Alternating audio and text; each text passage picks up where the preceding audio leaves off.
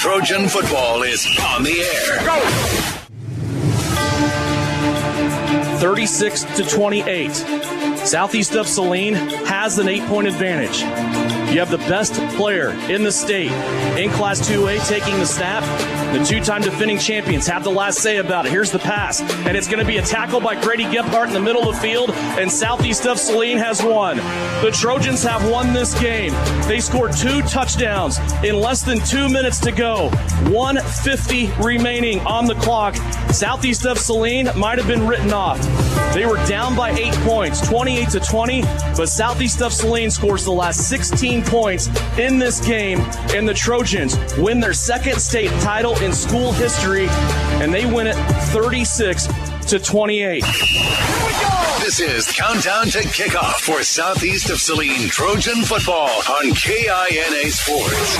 Coming up, you'll get a preview of area games, analysis on tonight's matchups, and hear from the coach. Now, let's head to the stadium. Countdown to Kickoff starts now on KINA and worldwide on Salina Post. Last week, Southeast of Saline continued their trek towards the postseason with a big road victory against Halstead, 55-14. Now, Southeast of Saline turns their attention to the last regular season home contest. It's senior night on the campus of Southeast of Saline, brought to you by New Image Audio. Hi, welcome in to the campus of SES. Devin Haney here. I'll have play-by-play of tonight's contest. With me in the booth will be Tyler Smith.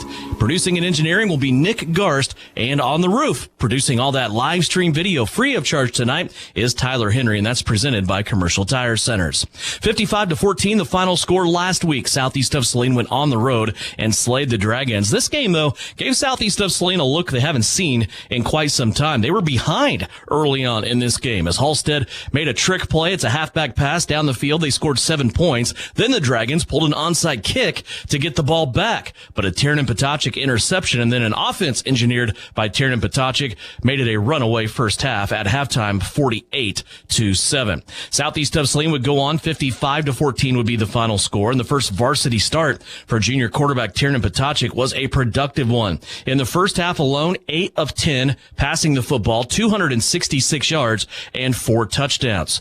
He also hit 4 different wide receivers in this game, with Gebhardt, Hopkins, Holub, and Lippold all catching passes. Everybody but Amarion Holub scored touchdowns on the offensive passing attack for Southeast of Saline. The defense, they did their usual good job as well as the Trojans put the Dragons on lockdown. Now Southeast of Saline returns home. Not only is it senior night festivities here, but also a date with NCAA's Ellsworth Bearcats. The Bearcats come in 5-2 for tonight's game, and there's a lot on the line tonight for Southeast of Saline. They can clinch yet another NCAA league title. They can also clinch, without a tiebreaker, the 6th consecutive district championship.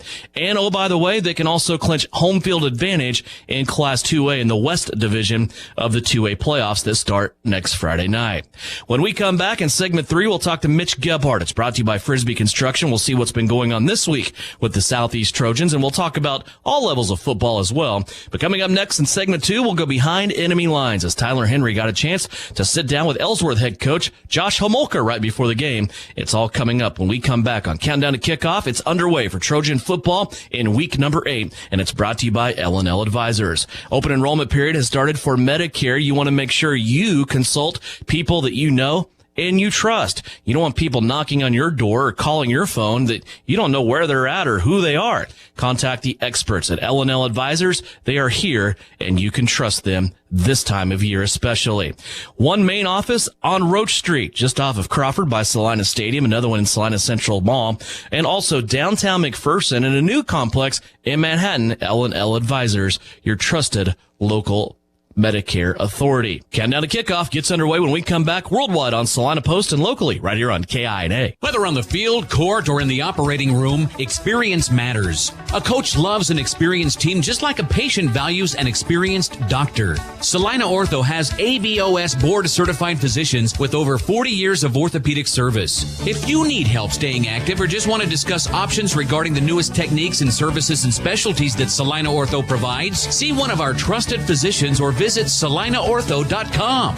Salina Ortho, your voice, your choice, past, present, and future.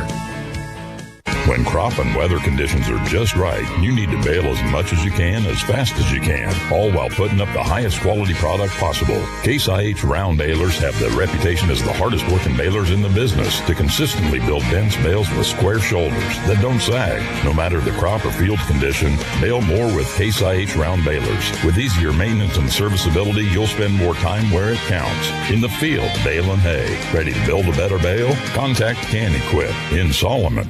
Hey Trojans fans, this is Angela Gephardt, proud wife of Southeast Saline head coach Mitch Gephardt. Just like the Trojans strive for excellence on the field, the Bank of Tesket goes the extra mile to offer top-notch checking accounts that fit your style. Whether you're managing your day-to-day expenses or planning for the future, our checking accounts are easy, convenient, and tailored for you. Plus, with your local roots and friendly service, we're here to support you every step of the way. Go Trojans! Bank of Tesket, member FDIC.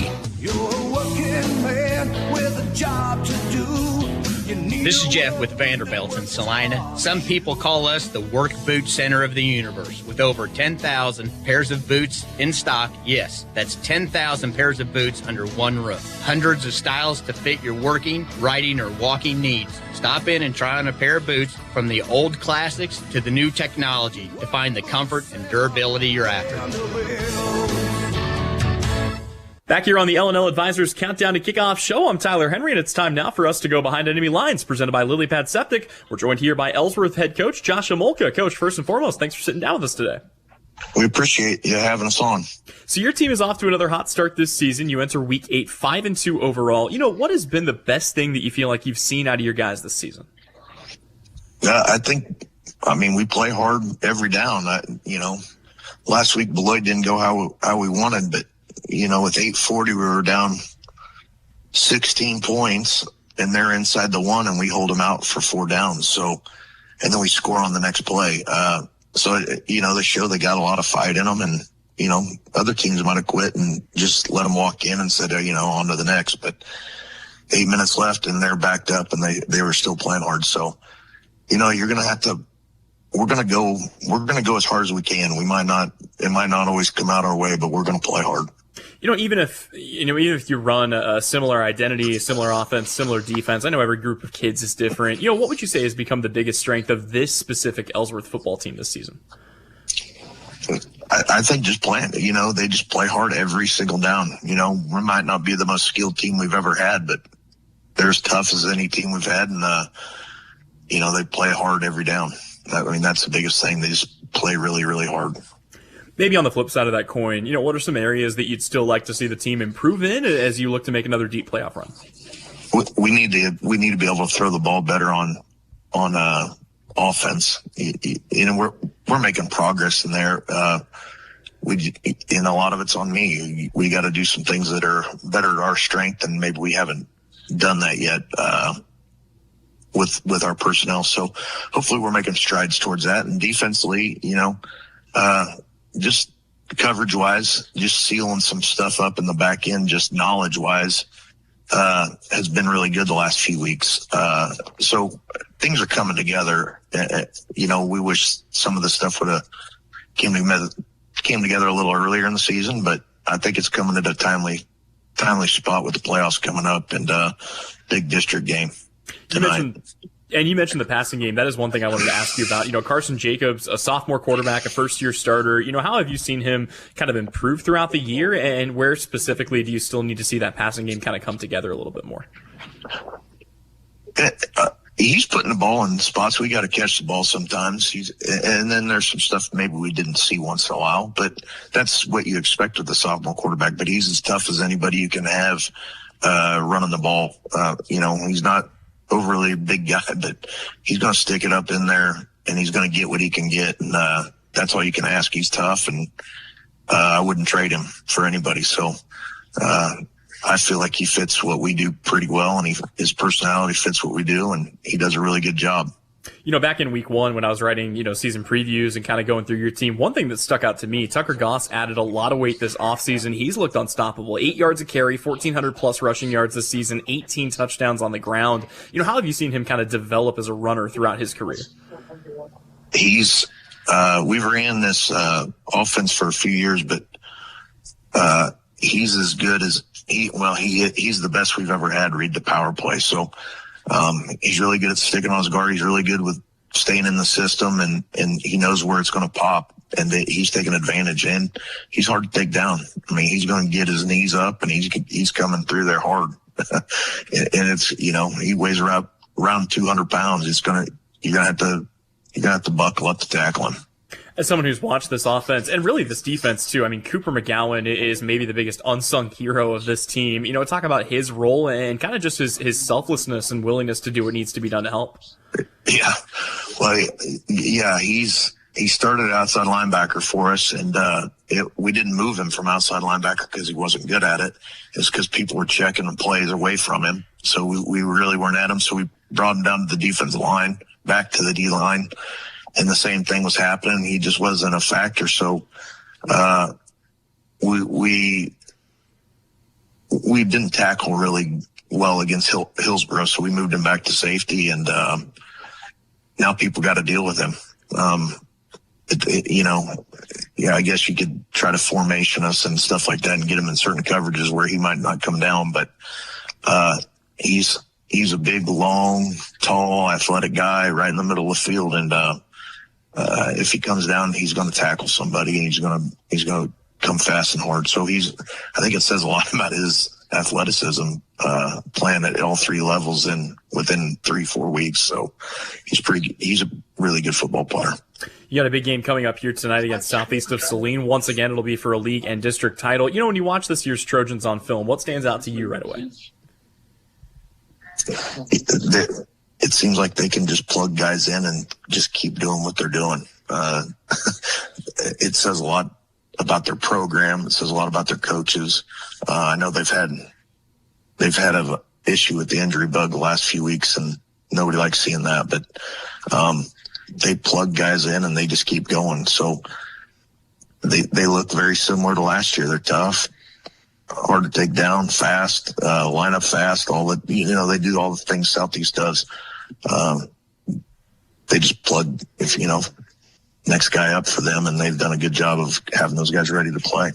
Well, and even with the injuries, I mean, there are plenty of dangerous athletes on the Southeast offense. Where will your defense need to be sharp this week to kind of contain the big playmakers?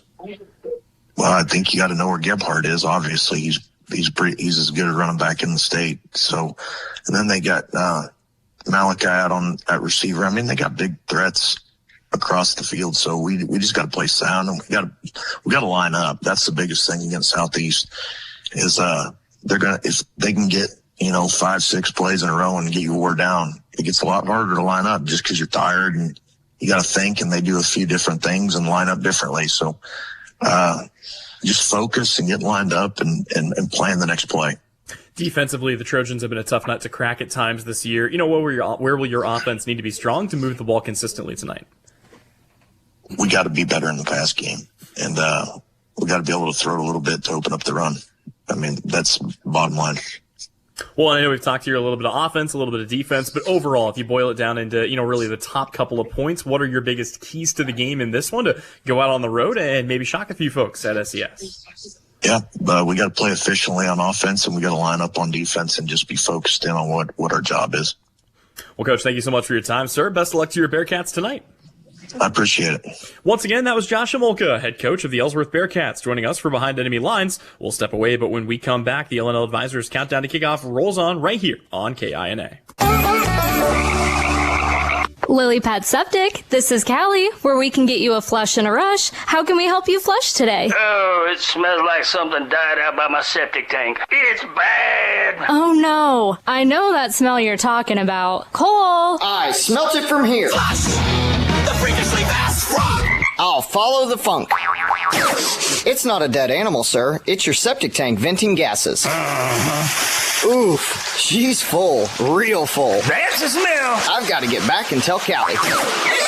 Callie, he needs a pump out, quick. Already got a pump truck rolling. If you need a flush and a rush, call Lily Pad Septic. We guarantee to inspect your septic issues within 24 hours. Or you get a free septic tank pump out worth $399. Lily Pad Septic. .com. We'll be there in a splash. Callie, quick! Kiss me! That stink stuck to my skin! I don't know if I can.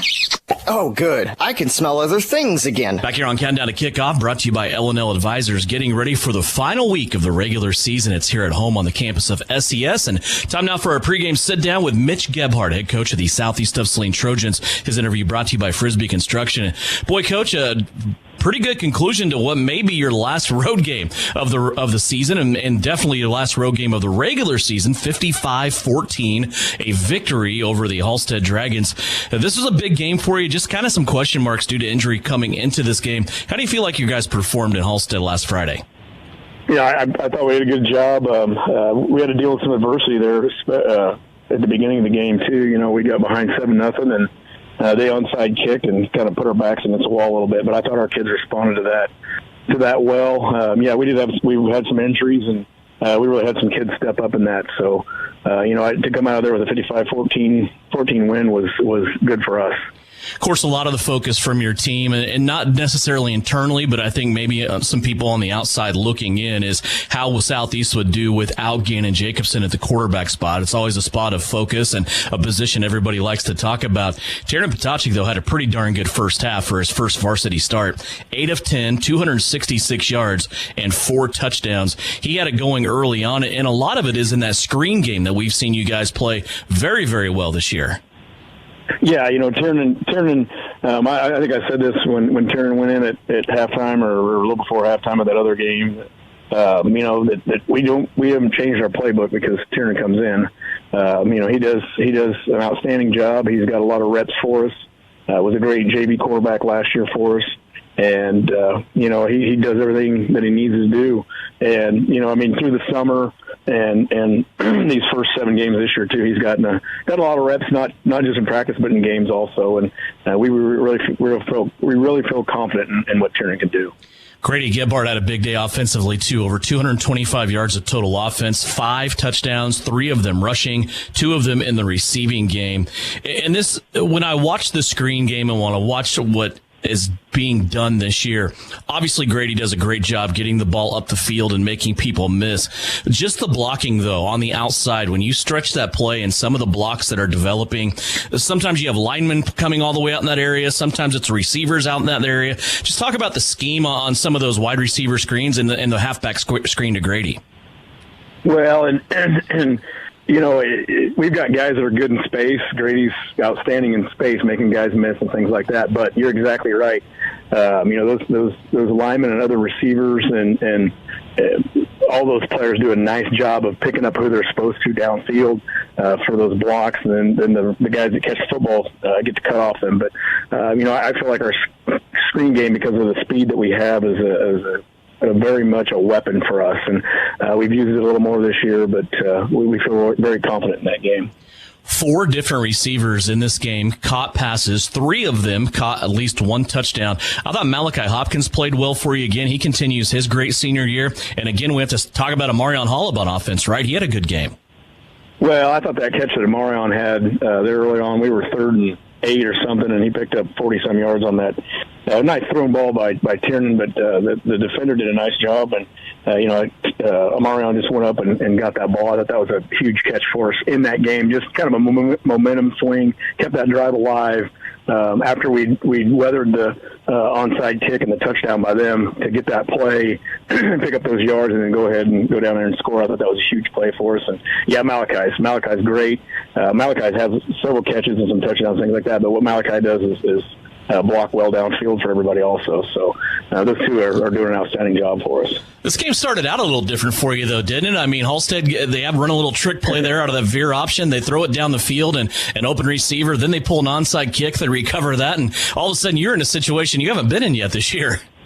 Right, and that was kind of an oh crap moment because we repped that play several times in practice because we knew they had some trickeration in them, and we repped it, and we kind of bit up on the sweep there, and then everybody kind of turned and watched it because we knew what was going to happen, and kid caught the ball and went in for a touchdown. So yeah, dealing with that, being behind, and then we onside kick, we don't land on it the way we want to, and they ended up with the football. But I thought our kids fought back from that and did an outstanding job. This defense kind of buckled down to after that, even on that drive where Halstead got the onside kick. Your secondary, Potacek comes up with an interception. You guys go down and score, and then it was kind of like there wasn't anybody panicking. There was nobody being rattled. Just talk about your team and that veteran leadership that they just kind of have inside of them. That it was still business as usual, wasn't it? Yeah, it really was, and we didn't panic. I didn't feel that at all. We have a lot of guys with a ton of experience, and obviously we're 7 games in now. I'm going to be 8, and the guys that didn't have experience to start the year out have experience also. But we feel confident in what we're doing, and we feel confident that we're going to score some touchdowns. 55-14, the final score in Halstead, the last road game of the regular season. Now you return home. We'll get to senior night in this contest with Ellsworth here in just a moment. But I just want to talk about all levels of Southeast of Saline football. We mentioned last week that you had some 4th graders that were playing really well, and it talked about the 5th graders a little bit. Man, it's a good time to be a Trojan as always on the football field. Your JV, your junior high, they all wrapped up seasons this week. Let's start with the JV and kind of go down from there. How's that sound? You bet. This is pretty cool to talk about, really. The varsity is 7-0. And the JV is 6-1, ended their season. This year we lost the first game of the year and then rattled off 6 in a row. So that's pretty good. The junior high, the varsity junior high kids went 5-2, and the JV went 3-1. So that's a great job in the junior high there, and they've already moved on to basketball. So that's crazy to think about. But the 4th grade played the championship last weekend, and we ended up being the champions, so that's exciting for them. And then the 5th and 6th grade are playing the championship this weekend. So, all levels are doing an outstanding job of winning games and getting better every week. All levels of Trojan football. Definitely a great day to be a Trojan to talk about that stuff. Let's talk about this Ellsworth game. There's a lot on the line, as there usually is, with this matchup and the schedule we've been in the last 4 seasons. It comes down week 8. It's Ellsworth. It's southeast of Saline. And, boy, on the line tonight, not only another league title for your squad, you can also lock up the district title without having to go to a points or a tiebreaker, and then you also can lock up home field advantage in the West. You won't leave southeast of Saline unless it's to make the trip to Hutchinson the day after Thanksgiving again. A lot on the line against a 5-2 Bearcat squad tonight. What do you think about this team from Ellsworth? Well, they're good. They run the ball very, very well. They're physical. You look at their defense and just watch what they do there on film, and they're a physical football team. They're well coached. They get to where they need to be. There's a reason they're 5-2, and they get after it. They're going to run downhill, both offensively and defensively. They throw the ball just well enough to keep you on your heels a little bit. So we got to be ready for that also. But, a well-coached physical football team is always dangerous and scary.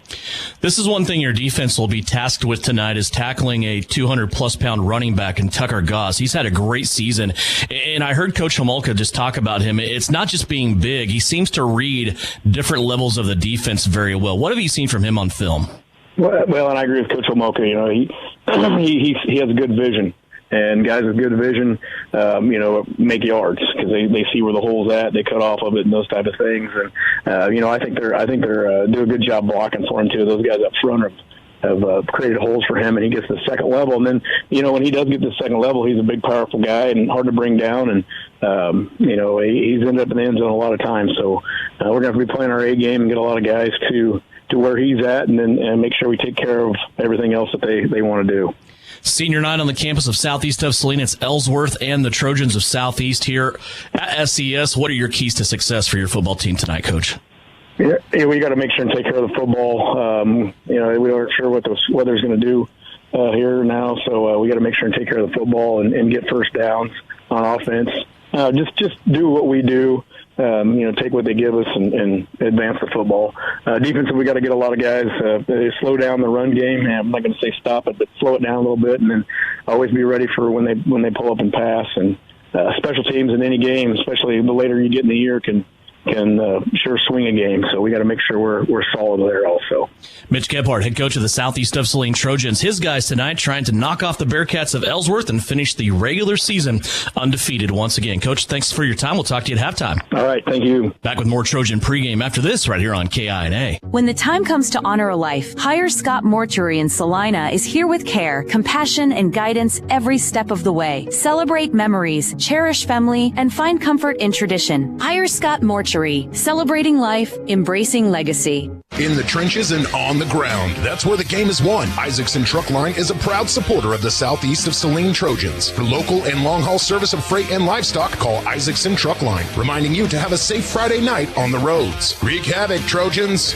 The Trojans are experts in precision passes, and Everhart Precision Ag are your experts in grid soil sampling. Everhart Precision Ag does all the sampling and data analysis in-house, keeping it local and close to the farm. They're also your local channel seedsman, selling all seeds with an emphasis in corn and soybeans. Trust Matt Everhart and Lane Hensley at Everhart Precision Ag, serving Saline, Dickinson, McPherson, and Ottawa counties, and also supporting Southeast of Saline Trojans. For more information, visit everhartprecision.com. Southeast wins! Southeast of Saline wins! Trojan fans, it's not too late to get your 2024 State Championship merch or to get custom gear to celebrate the 20th anniversary of the 2005 State Championship team at Copyco. In addition to great SES gear that you can wear all year round, Copyco also offers custom printing so you can support any student athlete in any activity from football and basketball to choir and band. See them at 2346 Planet Avenue in Salina. Are you looking for a local brokerage firm to help you with your Medicare, life insurance, and annuities? L&L Advisors is the #1 local Medicare supplement and insurance specialist. Medicare can be confusing. Let the experts at L&L Advisors help make sense of it. Stop by one of 3 locations in Salina or McPherson and speak to an agent about the needs of your family. L&L Advisors, main office at 717 Roach, right off Crawford, and in the Central Mall, Salina, and downtown McPherson. Based on honesty and trust, contact L&L Advisors today. This has been Countdown to Kickoff. The opening kick is right around the corner. It's about to get ugly. Back to the stadium we go for Trojan football on KINA Sports. Welcome back into Steve Fritz Field. Devin Haney along with Tyler Smith here in the broadcast booth as we get ready to go for Trojan football. It is week number 8, and it is a playoff atmosphere, although this is the last game of the regular season. Tyler, boy, the atmosphere here tonight, and you got 2 teams going at it. This is a big game feel here between these 2 teams from the same league, from the same district, from the same area, southeast of Saline and Ellsworth. And for the first time, it feels like football weather, right? A little bit of haze in the sky. Temperatures around 60. It's going to be a good night for football. Yeah, it's going to be beautiful. I mean, you come with a 5-2 Ellsworth team, a 7-0 Southeast of Saline team. This is a T-shirts and hat game, right? You talk about this, when you're in the NFL, you're playing college football. You win this game, it's league, it's district. There's so many things that we'll kind of dive into, as we get into the game. But this is big time. It doesn't matter who your opponent is. You win this game, T-shirt and hats. Love it. On the line tonight for Southeast of Saline, if they can win this game and take care of the Bearcats here on their home field, they will clinch a district championship for the 6th consecutive year. They will also clinch an outright unshared league title for the 6th consecutive year. They will also, probably more importantly, and this goes with that district championship, clinch home field advantage in the West in Class 2A once again this season. It's only the second season you're eligible to do that under KSHA rules. Remember, we used to do the East travels West, West travels East when there's a 1 on the clock and you're west of the Mississippi rule. That goes away. It's the best team will host. Southeast of Saline has earned that. And we talk time and time and time again. They will have true home field advantage this year playing here on this campus, on this field. They did not have that last year. Also brings us to talk about the game tonight.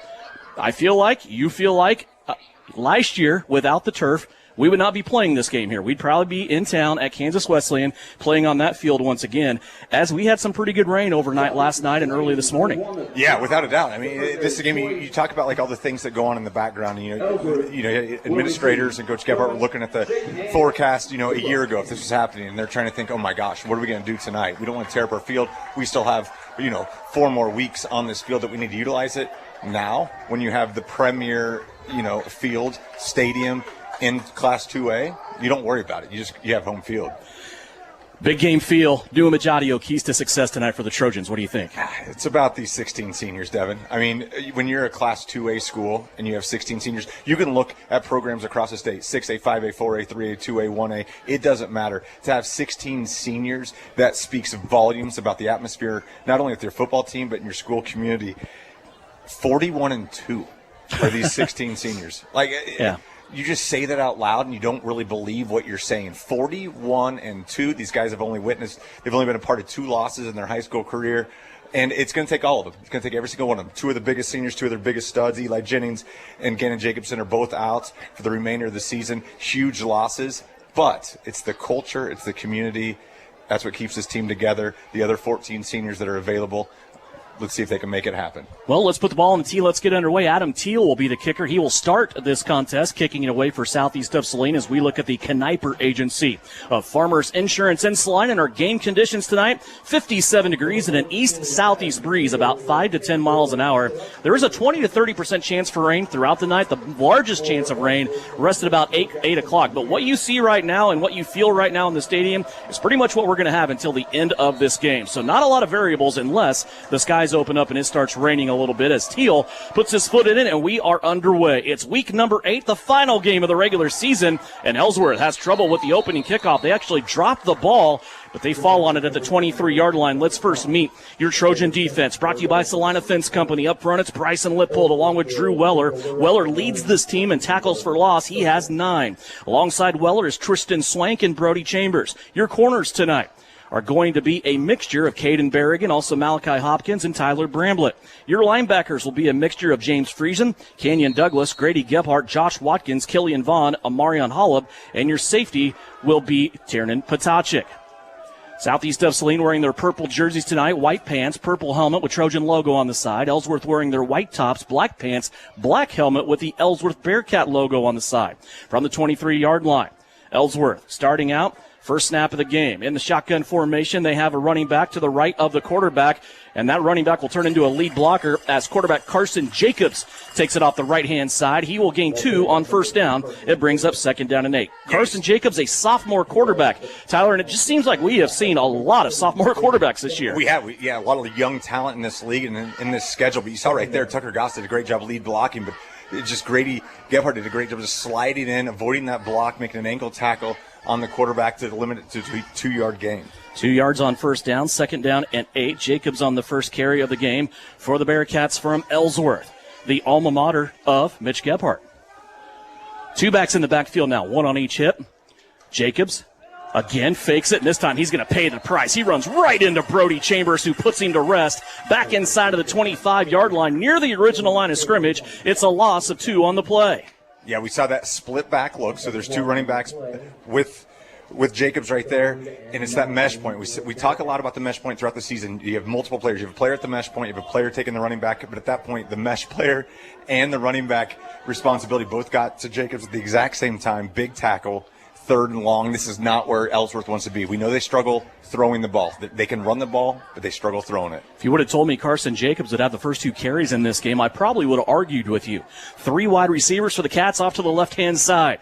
Jacobs, a long count. He's going to roll out that way. He wants to throw it. Right-handed quarterback finds his first receiver, and there's not much there. Maybe a gain of 3 on the play as Grady Gebhardt, first one in to hit the receiver for Ellsworth on the catch that time. Liam Stone for the Bearcats. It's going to amount to about 4 yards on their first pitch and catch. And we saw that trips to the left. It's that flood concept where they want to occupy all 3 levels. Grady Gebhardt did a great job. He understands down and distance. He let the reception made, but he didn't let any yards after the catch happen. Forces Ellsworth into punt position. Back deep is Amarion Hollub, also Malachi Hopkins for Southeast of Saline. They're standing between their own 30 and 35-yard lines. Here's a punt. It's going to angle a bit off to the left-hand side and then go out of bounds, and good field position coming up for Southeast of Saline's offense. Let's meet your Trojan starters. This offense led by junior quarterback Tiernan Potacek.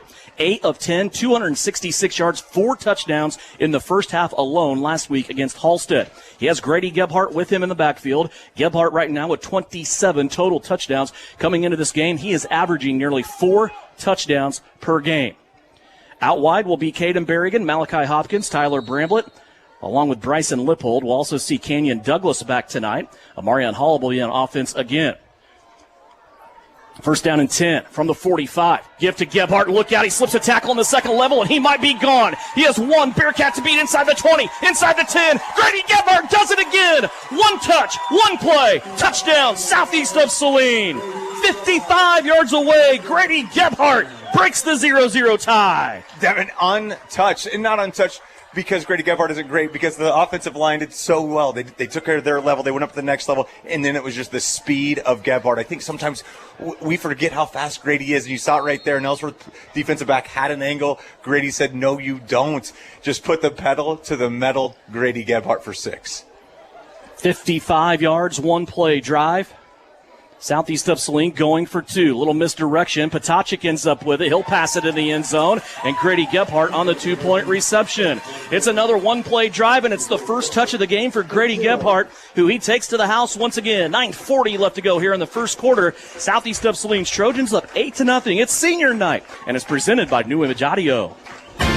APAC Kansas Incorporated has been building the Heartland from the ground up for over a century. From the supply of aggregate materials, hot mix asphalt, and concrete to the construction of roads and bridges, we do it all. You've seen our trucks, and now we want to hire you. APAC in Salina is growing, and we are hiring for all positions. From truck drivers to mechanics, general laborers, and construction, APAC has your next career. For more details, visit the job links page at salinapost.com. Great pay and benefits. APAC is an equal opportunity employer. Salina Surgical Hospital is a high-quality surgical facility with a comfortable and home-like atmosphere. Together with our community's greatest doctors, we are committed to a patient care model where exceptional satisfaction is the norm and every patient feels like they are treated with respect, dignity, and compassion. Salina Surgical Hospital is partially owned by a group of local community-involved physicians. Talk to your doctor about scheduling your next procedure with us. Salina Surgical Hospital. Your voice, your choice. You're listening to Southeast of Saline football on KINA. The ensuing kick by Malachi Hopkins almost went up on its end and thought about not going out of bounds, but eventually it did. This will be a penalty on Southeast of Saline, and good field position here coming up for the Ellsworth Bearcats, who will start at their own 35-yard line. That Grady Gebhardt touchdown, just kind of thinking through my brain files, Tyler, I think that might be the third time this year he's had the first touch of the game and taken it to the house. As we look at that 55-yard touchdown once again, what a carry by Grady Gebhardt, brought to you by Dr. Andrew Westbrook at Maury Clinic Sports Medicine. Mondays and Thursday mornings, go see Dr. Westbrook if you got something that's ailing you. Starting out this drive, it's the second drive of the game for Ellsworth at the 35. They were only able to muster 5 yards on their first drive of the night. They give Tucker Goss his first carry, and he will take it ahead for 2 yards. Goss is a machine, and he is a big machine at that. He's a 200-pound senior tailback. He put on 25 pounds between his junior and senior years. Tonight coming in, he just took his 180th carry. He is over 1,000 yards, approaching 1,500 yards at 1,424. He averages 8 yards per carry and 18 touchdowns. Second down and 8. Coming up here for Ellsworth now. After Goss's 2-yard carry, they're operating on second down from their own 37. 3 wide receivers off to the right-hand side, rolling out that way, looking. There's a pass up high. It is caught and a foot down at the 41-yard line. That was a beautiful catch. Once again, it's out here to Liam Stone. That's his second catch of the night, and that will go for about 4 yards. Yeah, Devin, let's go back to Tucker Goss really quickly. And you talked about this in that first drive. You have an all-state caliber running back. You've got to feed him the ball on that opening drive. Like, you've got to establish this is what we're going to do. We were shocked to see that he didn't touch the football in the first drive. That's where you got to go right now, 3rd and 4 for Ellsworth. Third down. They need to get to the 45-yard line to refresh this set of downs. It's 3rd down and 4. Rolling out to the left, it's Jacobs. Jacobs is going to let it fly, and it's over his intended receiver, Liam Stone. Stone came into this game 5th on the team in receiving, and he has been the target on every pass play thus far. 2 catches, 8 yards. That one incomplete, as Jacobs has started out this game now 2 of 3 throwing the football, and it's 4th down. Tell you what, right there, Jacobs rolls out to the left, and it was Goss on Gebhardt, and Gebhardt didn't come inside. He stayed to the outside, kept that leverage. We use leverage, that word, a lot. It made that throw a little bit more difficult for Jacobs, which helped with the incompletion. The return team of H&H back again between the 25 and the 30. It's Holub and Hopkins. High, spiraling punt. Holub will take it at the 22. He's angled to the right. Has a blocker out in front. That's Malachi Hopkins. Still angling to the right. He's going to be caught from behind at about the 31-yard line. A lot of running, not much of a return there. About 9 yards on that return. They'll give him 10 out to the 32-yard line. So 2 drives so far by this Ellsworth offense, and Tyler, they've only mustered 11 yards against this Trojan defense. Yeah, a team that we haven't seen have a lot of success throwing the balls. Already thrown it 3 times in the first 2 drives. But I think that's what you have to do when you're playing Southeast. That you can't just, even though you have a caliber running back like Tucker Goss, you can't just feed him the ball over and over against this defense because you're not going to win. You have to kind of try to get Southeast on the back foot and see if you can get maybe some receiving yards. Second drive of the game for Southeast. Second play of the game goes to Gebhardt again. Counter step back to the outside. Now he slide steps by a tackler. Gebhardt got horse collared, his jersey ripped down over his left shoulder, and still comes across midfield and piles his way out to the 44-yard line. I thought we were going to be talking about another Grady Gebhardt touchdown, but he gets just slowed down enough and tackled at the 44. Devin, there was a move at the 40 where he doesn't just take a step back. He hops back. It's a jump step backwards and to catapult himself for another 20 yards. First down and 10. Potocik rolling out to the left. Swanks out here blocking 2 Bearcats. A ball right on the money to a Marion Holub, and he's going to step it out of bounds at the 32-yard line. First pass in the offense for Tiernan Potocik, and it goes to a Marion Holub for 12 yards. And what a great catch from Holub. All with the hands, didn't catch it in the body, on the run, right there, right on the money. You couldn't have placed it any better. Great rollout pass from the junior Tiernan Potocik. How good has Holub been over the last 3 weeks? First down and 10, southeast of Saline. They're at the 32-yard line. Here's a bad snap. Potocik's going to go back after it and dives on it to save the football. Almost knowing, I would think, Tiernan knows it's first down. Give him second down and 20. He's going to like that a lot more than especially a turnover. And that bad snap's going to come way out. Of course, we've got to talk about Eli Jennings over here. He got hurt last week. He has a leg injury. He is out for the season. We never talked about him before, and I feel a little bad because maybe I created some bad karma. I just talked to Mitch Gebhardt before the Halstead game on our pregame show. I said, centers are a lot like referees. You don't really talk about them unless they screw up, and we haven't talked about Eli Jennings at all. And then, unfortunately, Jennings gets hurt last week. Yeah, but you go to Killian Vaughn, and that's something that's got experience. We talk to Killian Vaughn all the time. This is just a football dude. He'll get it figured out. Here's Gebhardt, little counter play, starts out right, comes back left, outruns the angle, he's at the 40, 30, taps the brakes, he might cut back here, 25, and taken down at the 24-yard line. That's why Tiernan Potocik dove on that football and took the loss. Yeah, what a veteran move by Potocik to do that. You alluded to that. You don't worry about it. You still have 3 more downs to get that. But what Grady is so good at doing, he's running up to that defensive back. Instead of making that move early, he gets in that bubble and he makes that space. He sees the hips turn, and that's when he makes that cut to the outside to gain an additional 5 to 7 yards. Gebhardt is so good, not just physically, but the way he thinks the game is it's next level. He has back-to-back 24-yard carries. Grady Gebhardt already over 100 yards on 3 carries. Third down and 2. I said that with a straight face almost, till you started giggling. I'm sorry. Here's Gebhardt up the middle, and the flag's going to fly on this play. It's 3rd and 2 at the 24-yard line. Interesting. Looks like preliminary call is going to be a holding call. So here's a tough call immediately for Ellsworth. Do you want to push it back and make it 3rd and 12 or 4th and 2 again? You got to push him back, right? I it's think 3rd down. Yeah, but you just get more bullets in this chamber. The problem with a 3rd and 2 is you look across and you see that offensive line and you go, nope, nope, not doing that today. That's going to back southeast of Saline up after the penalty to the 34-yard line. So it's 3rd down and 12. Southeast of Saline trying to get the right play call in here. Still plenty of time. 14 seconds on the play clock. They're going to put 3 wide receivers out to the right. Hopkins, a solo to the left. Snap back to Potocik. He gives it to Gebhardt. Again, breaks a tackle behind the line of scrimmage. Grady trying to bust out to the right-hand side. Gets 2 more yards with his hand down on the ground. And he's going to take it right back to the spot where it just came from. Plus 1 yard. It's 4th down and 1. You're seeing the defensive line of Ellsworth just surge forward. And that's a scouting call from Coach Gebhardt. He's giving that ball up the middle because he knows those defensive linemen are flying upfield. From the 23, 4th and 1. Big play here early on in this game with 5:45 left to go. Gebhardt will line up in the pistol directly behind Potocik. They're going to pitch it out, left-hand side.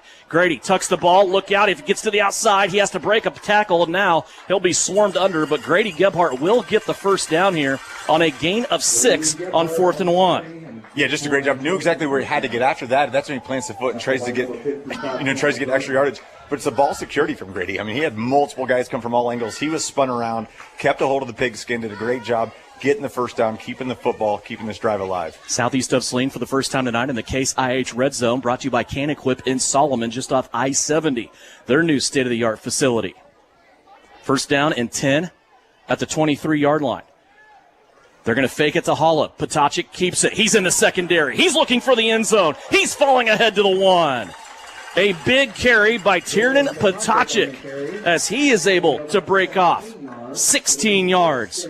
First and goal for Southeast of Saline. And Devin, I think it's the first time we've seen motion. I mean, this is a lot of times a motion team. We saw that jet motion go across. We saw that fake. It's a read from Potacik. He sees that linebacker slide across. He takes it to the left side. Great blocking from the outside. Per usual, Malachi is out there doing his thing. Tiernan almost takes it to the house. Once again, pistol. Gebhardt directly behind Potacik. First and goal for Southeast of Saline from the 1.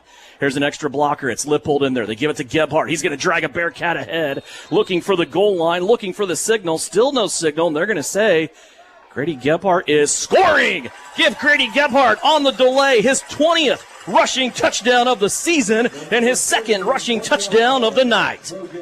Just sheer power. I mean, you saw it right there. It was a missed block up front. Looked like a guard was pulling. Great job from the Ellsworth defensive line. It was Grady on a big defensive line. I can't quite tell the number from here, but Grady lowers the shoulder and just fought a little bit harder to get into the end zone. Just another great individual effort from Gebhardt. They had to unpile him to see exactly where Grady was at, but he was across the plane, and they award him with the touchdown. Here's the 2-point conversion. Misdirection again. Potacik with it. An exact same play that they ran on the previous 2-point conversion. They're 2 for 2 on the 2-pointers, and Southeast of Saline takes a 16-0 lead right here on KINA. Fall is the absolute best time for the experts at Commercial Tire Centers to look over your vehicle. Summer was tough on your tires, and winter's coming on strong. You don't want to be left stranded with tires that aren't performing. Car, truck, SUV, trailers, farm, and big rigs. Commercial Tire will help you keep safe and productive. Commercial Tire Centers, West Crawford and North 9th in Salina. Commercial Tire Centers, where service is everything. Visit Suburban Appliance Center to see the Whirlpool washer with 2 ways to wash. This is the 2-in-1 removable agitator. This Whirlpool washer has flexible capacity. You can take the agitator out for bulky loads or keep it in for items of smaller loads. This opens up space in the wash tub and allows you to wash bulky items like comforters with no problems. Shop at Suburban Appliance Center and get twice the washer you have at home. Suburban Appliance Center. Quality service with every purchase. Located on South 9th next to Genesis Health Clubs. You're listening to Trojan Football on KINA Sports. Another touchdown by Grady Gebhardt. It's his 2nd rushing touchdown of the night. That, and along with 2 2-point conversion catches, Southeast of Saline up 16-0. That recap brought to you by Dr. Andrew Westbrook at Maury Clinic Sports Medicine in Salina. Adam Teal will kick this one off as we're alternating kickers now. Teal will have this roll to the 11. It's going to be picked up there by Ellsworth. Here's a return, and then a big hit. Nice hit by Garrett Kuhn coming in on the special teams play. That return had some potential coming on the near sideline, Tyler, but Garrett Kuhn said, not on my watch. No, and Kuhn just great. He just tracked that inside hip as you're taught. It's textbook. Takes the Ellsworth ball carrier out of bounds. Just a big-time hit from Kuhn. Let me give you some numbers on Grady Gebhardt so far in this game. He's averaging 20 yards a carry on 6 carries, unofficially 121 yards and 3 touchdowns. Off to a great start. First down at the 25 for Ellsworth. 3 wide receivers split wide to the left. Now a man in motion comes to the right-hand side. That's Cooper McGowan. Here's a little read option play. They end up giving it to Tucker Goss. He's going to get maybe a yard, but we have to check the flag that flew right before the snap. And they're talking to Mitch Gebhardt if he wants to push him back, and we'll see what he decides. He said, yep, send him to the north. So we'll see Ellsworth back up here after a penalty on first down. And Darren, we kind of talked off air, just about, the rushing numbers, and these young men see this. They have social media. You think this defensive line and this linebacker unit, this whole defense, they know. They want to keep Tucker Goss under wraps, and that's what they've done so far. I know we're still early in this game, and Tucker Goss is just he's a great running back. He's a guy that's going to continue to get stronger as the game goes, but they don't want to let him get loose. Like, that's their goal, is to make sure they can keep him, in check all night. Long stare by Ellsworth over at their sideline, getting the play in here for a first down and 15. Ball back to the 20-yard line after the penalty. They'll split receivers this time, 2 on each side. Kind of an empty backfield this time for Carson Jacobs, though Goss is hanging out to the left-hand side. Jacobs back to throw, goes down the seam to Goss, and a big collision there with Malachi Hopkins. Hopkins will make the tackle at the 30-yard line. That is a quick gain of 10 for the Cats. Yeah, you just saw right there that there was no linebacker assigned to Goss, so Goss just finds open space, a little choice route. He just sat down in that open space. Nice 10-yard gain from, gets him back into a second and manageable. Well, blow your mind again? That's his first catch of the season. Second down and 5. It looks like a good play. Yeah. 2 receivers crunched up on the short side of the field, left-hand side. Jacobs wants to go back that way. It's a McGowan this time. He's negotiating some traffic, and he'll be stacked up by a crowd of Trojans, but Cooper McGowan already has the first down as he takes it out to the 43-yard line. It's a gain of 13, and Ellsworth has their first down of the game. Yeah, McGowan's a weapon out there. I mean, that's a senior, 205 pounds. That's a big dude out there. Good hands, catches the ball well, moves well. We've seen him on the basketball court as well. He can do a lot of things. It's just how do you get the ball to him, and that's something this Ellsworth offense needs to do more. You got to get Cooper McGowan as many touches as you can. Him and Goss have got to touch the ball between the two 25-30 times tonight for them to be successful. New set of downs for Ellsworth out to the 38-yard line. 2 wide receivers this time to the right. A little bit of a stacked backfield here on the left-hand side of the quarterback. They're going to fake it to Goss. Jacobs is going to keep it. He's into the second level pretty quick, and he's going to get 7 yards. Nice little play there. Goss had to pay the price as he was blown up on the play. Fake or not, Brody Chambers was going to put him down, and Brody did just that. But it's the quarterback, Carson Jacobs, that comes out for a gain of 7. Yeah, a little quarterback on quarterback love is Potacek with the tackle, but you're exactly right. That's just the responsibility that Chambers is taking care of the running back there. You continue to take care of your responsibilities in this option game, you're going to be all right. Called a gain of 8. 3 carries, 9 yards for Jacobs from the quarterback spot. Second down and 2 from their own 46-yard line. Ellsworth pushing it towards the midfield stripe. Here's another read option play to Goss, and he's going to lose a yard. That time, Trojans flying all over the place, and it started down low with not only Brody Chambers, but the first guy to arrive, I think, was Tristan Swank. Yeah, Swank, and you see Vaughn clean everything else up. I mean, just, again, it's responsibility. I know we're going to sound like a broken record, but if you don't sound like a broken record defensively against an offense with this read option game, you're going to get beat. But if you continue to hit that mesh point, quarterback and running back are both getting hit every single play. You're doing your job. That's what you got to continue to do, or else something's going to pop. How about the sophomore Tristan Swank? That's his 6th tackle for loss this season. 3rd down and 3 for the Bearcats, wearing those white tops, black pants. Jacobs looking over his formation. Another play action. Wants to go down the seam again. And up top with it is Cooper McGowan, who came out of the backfield. He goes up top, catches the ball, and comes down in southeast of Saline territory at the 45-yard line. Yeah, what a great catch from McGowan. I mean, that ball was thrown where only he could catch it. It was up high. He had defenders all the way around him. Never broke stride. Went up, high pointed that football. That ball was thrown on an absolute dot. It's a great catch from Cooper McGowan.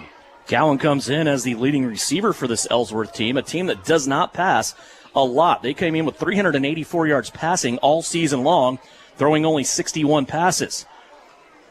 Here's Goss looking for space. There is none. Amarion Hollub was the first one coming up to give some help that time. Also chasing him down the line was Brody Chambers. As they unpile everybody here, that was a big, big collision. In there on the bottom of it, Killian Vaughn and Caden Berrigan. That was definitely a tackle by committee. Drew Weller, it looked like, chased Goss out of where he wanted to go towards the middle. Goss bounced it out, and then it was just a purple wall. Well, and that just goes to Hollub. I mean, Hollub just delivers absolute blows. Great job from Marion. Second down and 10. After no gain on first down, they go with McGowan again in the backfield along with Goss. Here's Tucker Goss off to the left-hand side, and he is obliterated by 39 once again. It's Amarion Hollub. Boy, Amarion is playing well. Both sides of the ball. Hollub's just kind of got this free reign. When you're playing a team that's not going to pass a lot, like Ellsworth might throw and he might get beat every once in a while, but his reads, I mean, he's just finding he sees open space, he's attacking downhill, and he's making this really tough business decisions. That may be the last play of the first quarter. We'll see what Ellsworth wants to do here. Clock already down to 5. I don't know if they know it or not. They're going to break the huddle And now they're called back. Nope, they're still trying to break the huddle, and the clock's going to expire. That's the end of the first quarter. Good first quarter for Southeast of Saline. They lead Ellsworth at the end of one. It is Trojans 16, Bearcats 0. Trojan football here brought to you by Commercial Tire Centers. It's third down and 8 for the Trojans. They really need to make the right call here. During the football game, it's crucial to make the right call. And in real estate, one call can bring a positive outcome from your real estate experience. Whether you're looking for rural property, upsizing to make room for the family, downsizing, or acquiring investment property, call Winnell Garrettson at SalinaHomes.com. What a call! Touchdown, Trojans! Buy or sell, call Winnell. Are you looking for a local brokerage firm to help you with your Medicare, life insurance, and annuities? L&L Advisors is the #1 local Medicare supplement and insurance specialist. Medicare can be confusing. Let the experts at L&L Advisors help make sense of it. Stop by one of 3 locations in Salina or McPherson and speak to an agent about the needs of your family. L&L Advisors, main office at 717 Roach right off Crawford and in the Central Mall Salina and downtown McPherson. Based on honesty and trust, contact L&L Advisors today. You are listening to Southeast Trojan Football on KINA Sports. Welcome back here. Not the last Friday of October, but you better get ready for the last Friday of October because next week we'll be playing on Halloween. How cool will that be? Thank goodness. 16-0, Southeast of Saline leading here. Ellsworth, though, putting together a drive. They are in Southeast of Saline territory with a third down. Jacobs rolling out right-hand side, has his man, and it's going to be a first down for Ellsworth. Once again, Liam Stone on the catch as he is able to break off some good yardage there. Yeah, good. That flood route right there, it looked like Stone and McGowan are both kind of in a similar spot, which you never want when you're running routes, but they were both wide open. It just looked like, and that's a great catch from Stone. I don't know if that ball was thrown to him or McGowan, but both options were there, and both are fully capable of catching the ball and getting yards after the catch. But you're exactly right. This is what Ellsworth needed. They just needed something to get settled down. You're seeing them throw the ball, run the ball. They're having success both ways. They just need to calm down, after that initial punch from Southeast. Ellsworth is at the 25-yard line of Southeast of Saline territory. This is the drive that started back at the 26. First down and 10, Bearcats. They're going to go back to Goss, stretching out to the right-hand side. He jumps into a hole, and he is taken down by Killian Vaughn and company. That is the 5th carry for Tucker Goss in this game. He has 5 yards. And Devin, it's just a tough matchup when your bread and butter doesn't fit well against the team you're playing. I mean, Ellsworth wants to run Goss over and over and over again, but you just can't against this front 7 of Southeast. I mean, it's tough sledding, so you got to go to different things. You got to throw the ball a little bit more than you want to, but it's just so tough against the Southeast defense. 2 wide receivers out to the left. McGowan is in the slot, left-hand side. Goss kind of hanging out in that wingback spot where he stretched out to the left. Jacobs back to throw, under pressure, puts it out here, and it's going to be incomplete. Falls about 2 yards in front of Malachi Hopkins. I want to talk about Jacobs, though. Carson Jacobs, the sophomore quarterback for Ellsworth, was only completing about a third of his passes. He was 23 of 61 coming into this game. That incompletion there makes him tonight 6 of 8. He's been sensational so far. Yeah, he's been sharp. We've seen it short, and he's thrown on the run. He's thrown, just with a quick drop. And I think a lot of times it's what you just have to do. I think, Ellsworth, we've seen they've had so much success with Goss. They haven't had to throw a lot. They've only thrown a lot when they've been down. They find themselves down right now. And right now you're seeing Jacobs kind of answer the bell and keeping his team in it. Third down and 9 for the Bearcats. 3 wide receivers off to the left. Jacobs wants to roll that way. Here's a blitz pickup, and it doesn't matter. Rolling out, he runs into Drew Weller. Weller leads this team in tackles for loss with 9. Jacobs gets a yardage there, but Weller prevents a big, big play. Well, first of all, Tucker Goss did a great job picking up the blitz. It was Gebhardt shooting through. He was free. Goss picks up Gebhardt, and you see Jacobs rolling out, but just a great, great finish right there from Southeast Saline. Because you get past that tackle right there, you don't know where the end of this play might end up. Keep it to a 4th and 7. 4th and 8 officially. Looks like Ellsworth is going to call a timeout here. Time for us to remind you, Sage products all over here on the campus of Southeast of Saline. It's nice when you do get home field advantage because you have products from Sage. Automatic towel dispensers, also just great products from wall-to-wall, ceiling to floor. If you want the same products in your office or home, visit SageSelects.com. They are keeping Southeast of Saline's campus stocked up and ready to go.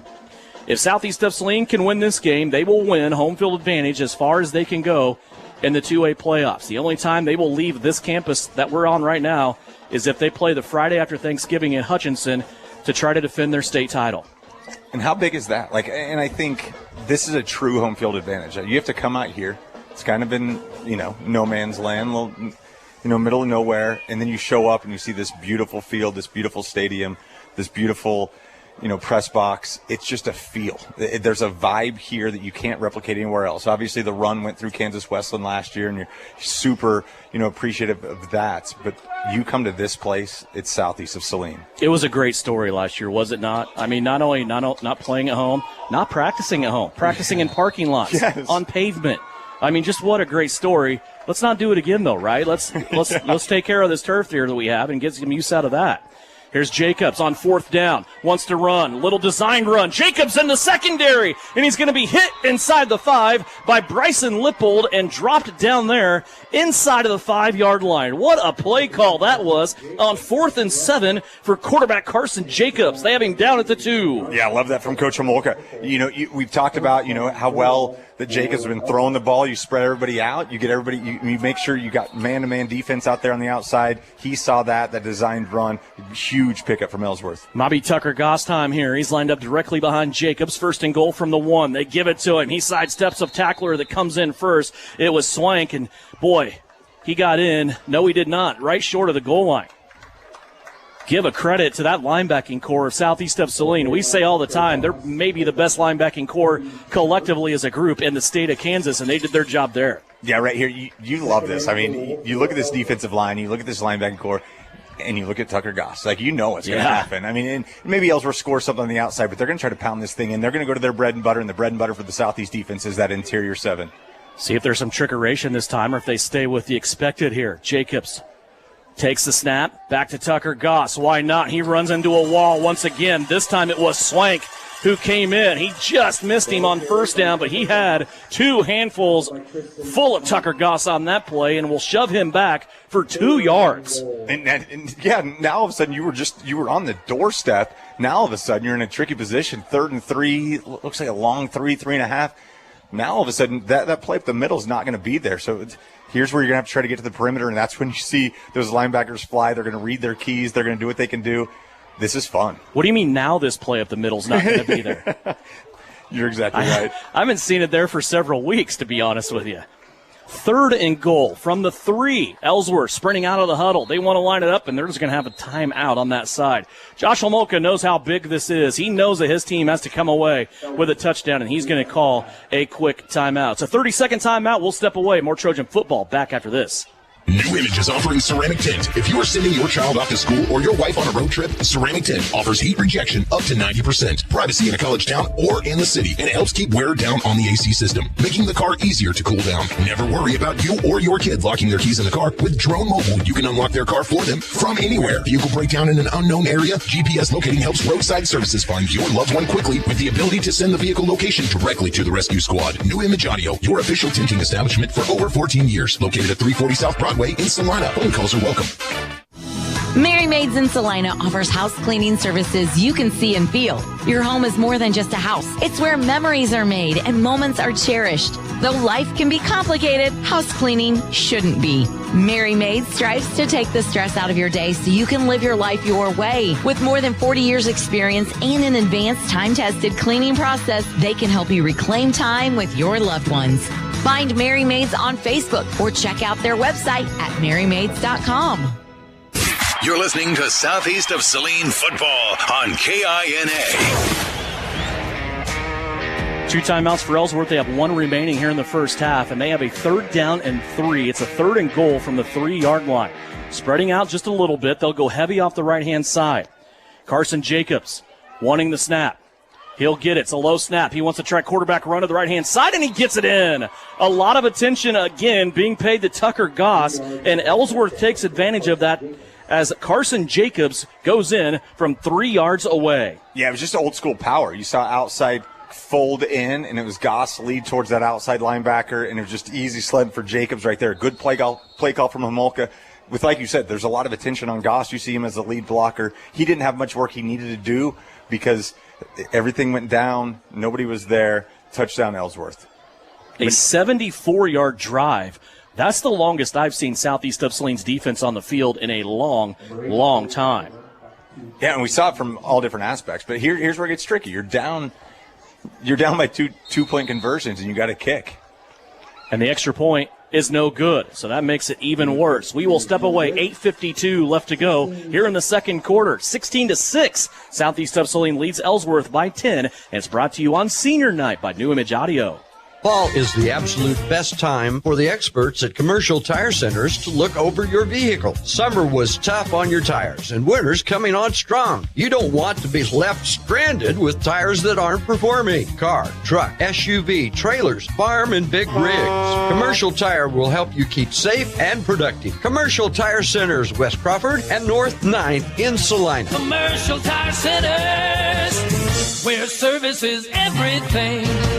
The Trojans are experts in precision passes, and Everhart Precision Ag are your experts in grid soil sampling. Everhart Precision Ag does all the sampling and data analysis in-house, keeping it local and close to the farm. They're also your local channel seedsman, selling all seeds with an emphasis in corn and soybeans. Trust Matt Everhart and Lane Hensley at Everhart Precision Ag, serving Saline, Dickinson, McPherson, and Ottawa counties, and also supporting Southeast of Saline Trojans. For more information, visit everhartprecision.com. You're listening to Southeast of Saline football on KINA.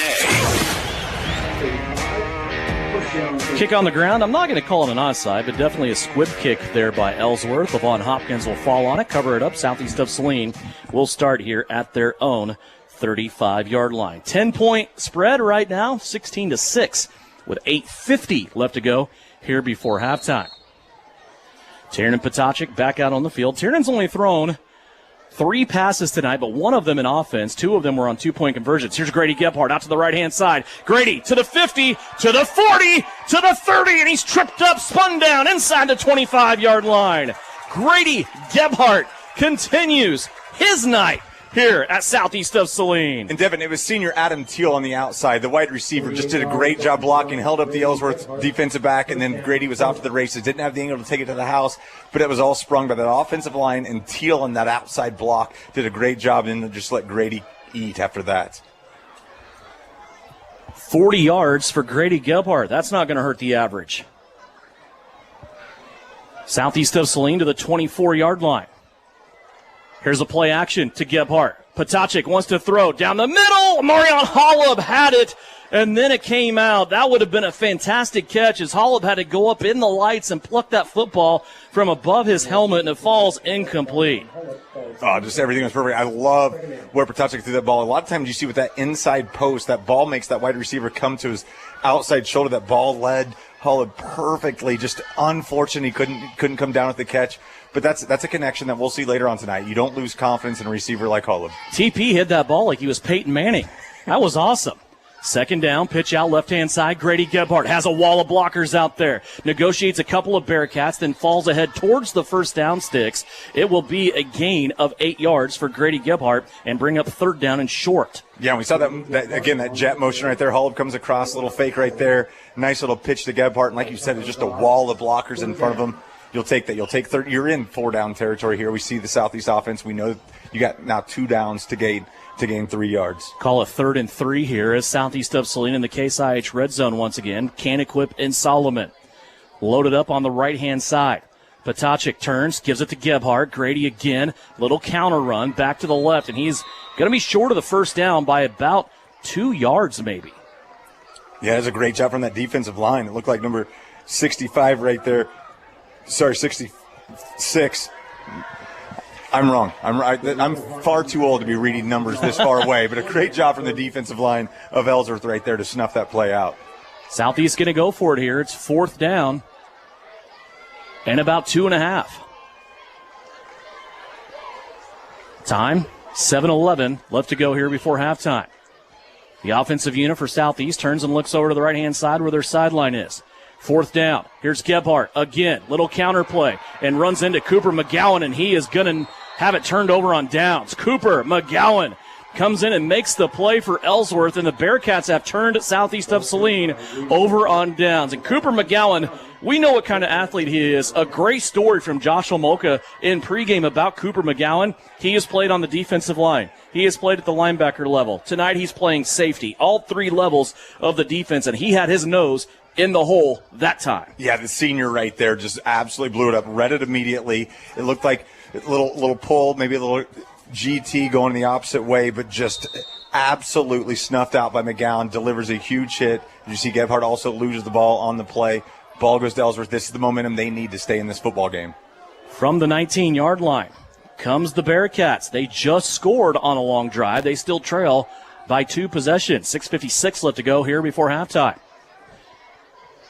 First down and 10 inside their 20. Bearcats 2 wide receivers to the left. It's a design quarterback run once again with Tucker Goss lead blocking, and Amarion Holub will come up and hit Jacobs hard after a gain of a couple of yards. It looks like they're going to give him 4 on the play. Yeah, we're seeing this Jacobs run game lead to more and more success right now for Ellsworth, and that's something you're all right with. You're going to let Jacobs do what he can do as long as Goss doesn't get free and get loose. So you got to take one of the 2 away, and right now they're going to let make sure they take Goss away and see if Jacobs can beat him. We have a meeting of officials over the football at the 22-yard line. They haven't moved the ball marker yet on the Ellsworth side of the field. Looks like maybe Josh Homolka's out there having a conversation. Illegal formation, offense. And I never saw the flag. There's going to be illegal formation on the offense. So that play will not count.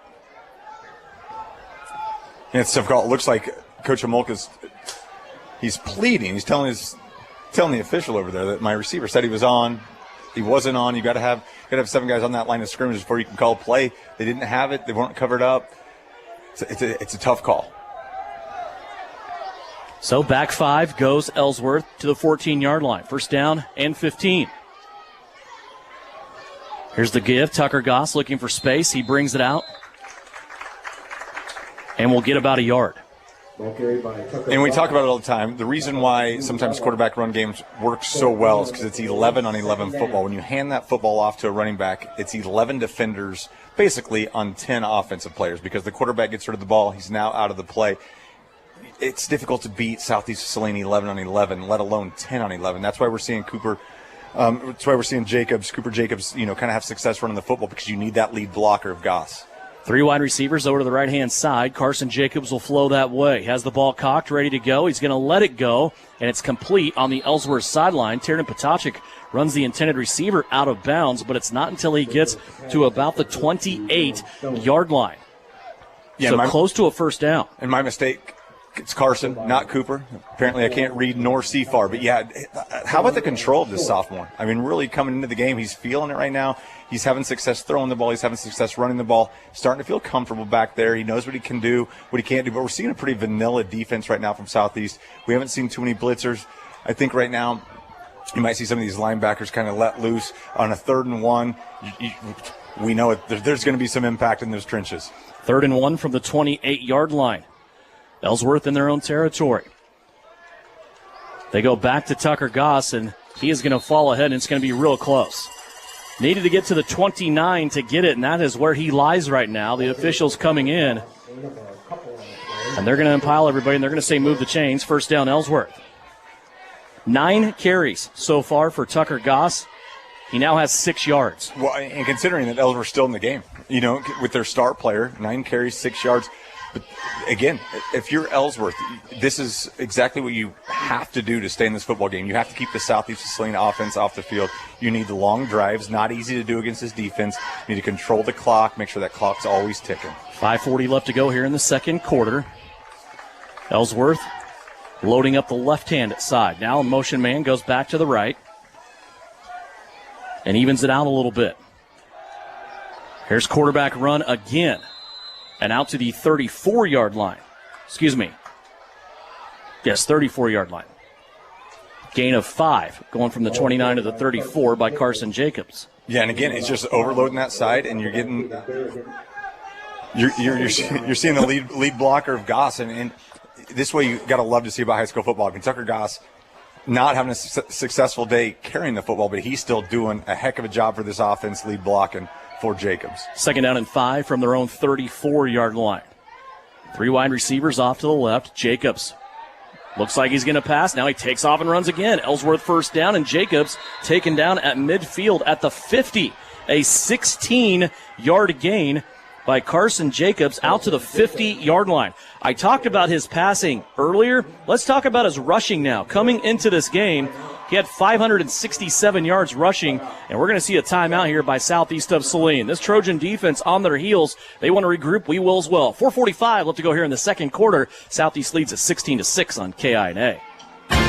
APAC Kansas Incorporated has been building the Heartland from the ground up for over a century. From the supply of aggregate materials, hot mix asphalt, and concrete to the construction of roads and bridges, we do it all. You've seen our trucks, and now we want to hire you. APAC in Salina is growing, and we are hiring for all positions. From truck drivers to mechanics, general laborers, and construction, APAC has your next career. For more details, visit the job links page at salinapost.com. Great pay and benefits. APAC is an equal opportunity employer.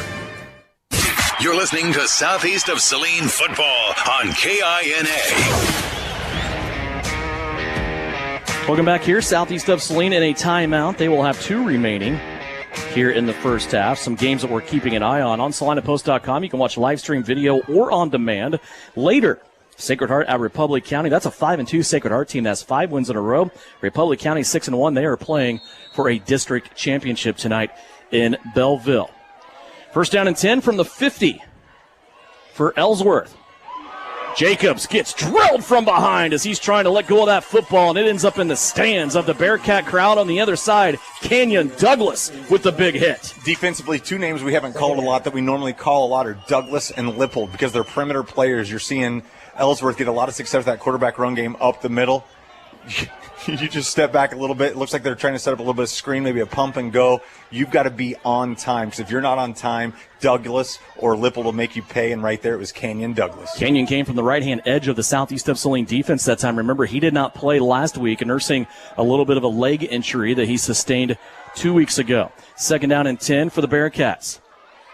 Here's the give to Goss. Ball pops free, and it's up in the air, and I think it's still loose. Southeast has it on the bottom of the pile. Scooping it up is going to be Killian Vaughn. He saw the gift. He took the gift, and Killian Vaughn gets the first turnover of the night. What a Killian Vaughn moment right there. Right there, center field, 50-yard line, middle of the logo. Bodies flying everywhere. Balls up in the air. Who comes up with it from the bottom of the pile? Of course, it's Killian Vaughn. Killian Vaughn. He was on the pile. That ball popped straight up in the air, came down. I thought Southeast had it recovered initially, and then it kind of broke free again, and there was Killian pinned down on the ground, just kind of went out, swept it into his chest, and took custody of that football. Now Southeast of Saline goes 4 wide receivers off to the right-hand side. They get the football back, 4.5 minutes left to go here, second quarter. Tiernan Potacek rolls out that way. He's going to rise up and fire. There's a flag that comes in. Grady Gebhardt was the intended receiver as he came out in the flat, and now another flag is going to fly up in the air. That one comes in late, right in the middle of everything.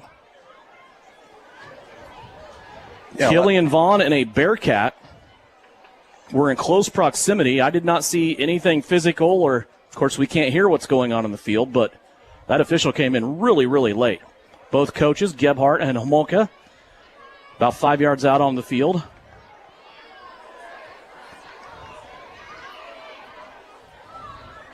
And this officiating crew, this is the same crew that handled the clock so well in the semifinals last year against Beloit.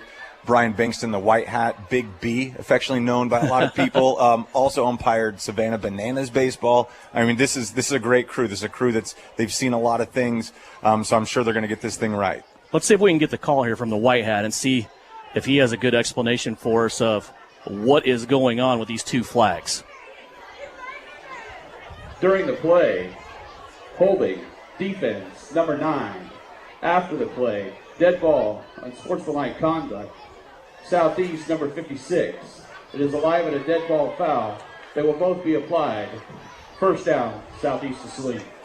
So the defensive holding, I'm assuming, was on Grady Gebhardt coming out of his break.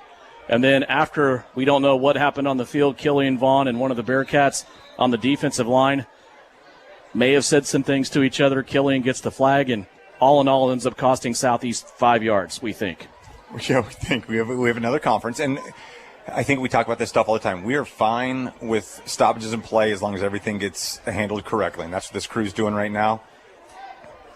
You're going to go down right before halftime, and you're going to talk to Mitch Gebhardt. You're going to get comments from him, and we're going to take a break after that at halftime, and we're going to talk to Wade Castleman about cross country. Just two great coaches. Yeah. State titles in both their backs. It's 1st and 10. They're going to give it's an automatic first down with a defensive hold, and then so basically we're just back to square one. There's Tiernan Patochik wants to air it out. Say football up in the air that's a little bit wobbly as that play got off to a rough start, and he's looking for Grady Gebhardt down the right-hand side. That ball just never had a lot on it. It came out of Tiernan, out of his left hand, a little bit wobbly, and it's going to fall incomplete. Well, it was Liam Stone that did a great job in defensive backfield that stayed with Gebhardt. A lot of times you see those underthrown balls, you'll see a pass interference because all of a sudden you don't know, the defensive back has no idea where the ball was. Stone did a good job turning his head, finding the football, not making contact with Gebhardt, and playing the ball and not Gebhardt. You may be able to tell on the video on SalinaPost.com that it is very, very clear right now. We started out with a little bit of haze in the air, but boy, it is cleared up. Here's the give. Gebhardt, delay on the run, breaks it out to the right-hand side, and he will be tackled there after a gain of 2. Nice job there by Ellsworth, keeping Grady Gebhardt at bay. 11 carries now for Grady, 170 yards and 2 touchdowns. Yeah, the Ellsworth senior Micah Galvin right there coming in and making the tackle. You're seeing this Ellsworth defense starting to get a little bit more comfortable as well, just gaining confidence. Anytime you make plays, it gains confidence. You're not seeing these big runs from Southeast. Just they're staying in the game, and that's what they need to do. And Southeast has lost their rhythm a little bit here on offense as well. 3rd down and 8. Southeast needs to get it across that Trojan logo into the 45-yard line to get a new set of downs. 2 wide receivers, left-hand side. Patochik will roll that way. Clean pocket so far. He's going to rise up and throw, and it's going to be incomplete. Looking for Amarion Hollop down the field. He could not hit Amarion. And the closest Bearcat there in coverage was sophomore Rhett Bull for the Bearcats. Yeah, that's definitely one Tiernan one's back. He had Hull of deep. He had an open receiver just throwing that ball on the run. That's one he has time to set the feet. It's a tough one. It's one he wants back. It's something you can go back to later on in the game. But right there, that's a missed opportunity from Southeast. Adam Teal on in punt formation for Southeast of Saline. Back deep, Jackson Manier, a senior for the Bearcats. He's standing back with his heels on his own 15-yard line. Teal with a good snap. He's going to put his foot into it. It's going to bounce at the 25. Manier telling everybody to get away from it. It'll bounce inside the 20, inside the 15. And that's a good punt from Adam Teal. Looks like it's going to die down at about the 12-yard line.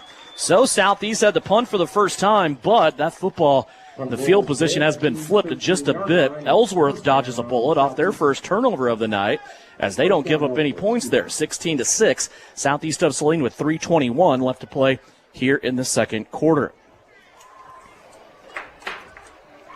Bearcats come back out. It's been a big dose of sophomore quarterback Carson Jacobs here in this game.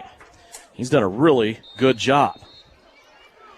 Killian Vaughn's going to come on late, fill his linebacker spot out there with Canyon Douglas, Grady Gebhardt, Bryson Lippold. Starting out at their own 13, we'll call it. Goss sweeping out to the right-hand side, cuts it back to the middle. Looks like he might have slipped down just a little bit on that play. Still gets 4 yards. Tucker Goss, that is, believe it or not, his longest carry of the night. 10 carries now, 10 yards for Tucker Goss. Second down and 6 at the 18-yard line. Field position has not been a big friend of Ellsworth here tonight, but they do have that one long drive for a touchdown. Trying to assemble another one here. For Ellsworth, though, they only have one timeout remaining. 2:39 left to go here in the second quarter. Man in motion from left to right in the Bearcat offense. Jacobs wants to run it. Quarterback run, and he is drilled almost off the point of attack that time by Drew Weller. And not a big carry there. Out to the 20-yard line. It's a gain of 2 for Carson Jacobs. He's carried the ball 9 times for 58 yards tonight. Yeah, and Devin, this brings up a huge third down from Ellsworth. I mean, if you don't get yards right here, you're in a sticky situation where you're going to have to get rid of the football and give Southeast of Saline pretty good field position with not a lot of clock left in this half. 3rd down and 3 for the Bearcats as they have watched this clock dissolve down. Southeast of Saline not interested in stopping it right now. And as we look around the corner to the start of the second half, Southeast of Saline scheduled to get the football first. Clock down to 1:45, and they will call a timeout. Ellsworth burns their last timeout right here before the end of the play clock. So Ellsworth will have it here, 3rd down and 3, 1:43 left as we check the other scores that we're keeping an eye on tonight on the Bennington State Bank scoreboard. We mentioned Sacred Heart and Republic County. Also tonight in league play, Beloit is at Russell, Minneapolis is at Phillipsburg, and Halstead is playing at Lyons. That is also a District 6 matchup in Class 2A. Area scores, this was a 6 o'clock start. Salina Central is at Goddard. Salina South at in town against Mays. Wamego at Abilene, Rock Creek at Chapman. Central Plains and El Saline should be a good one. Central Plains 5-2, El Saline at 6-1. Solomon lost last night to Little River 72-0.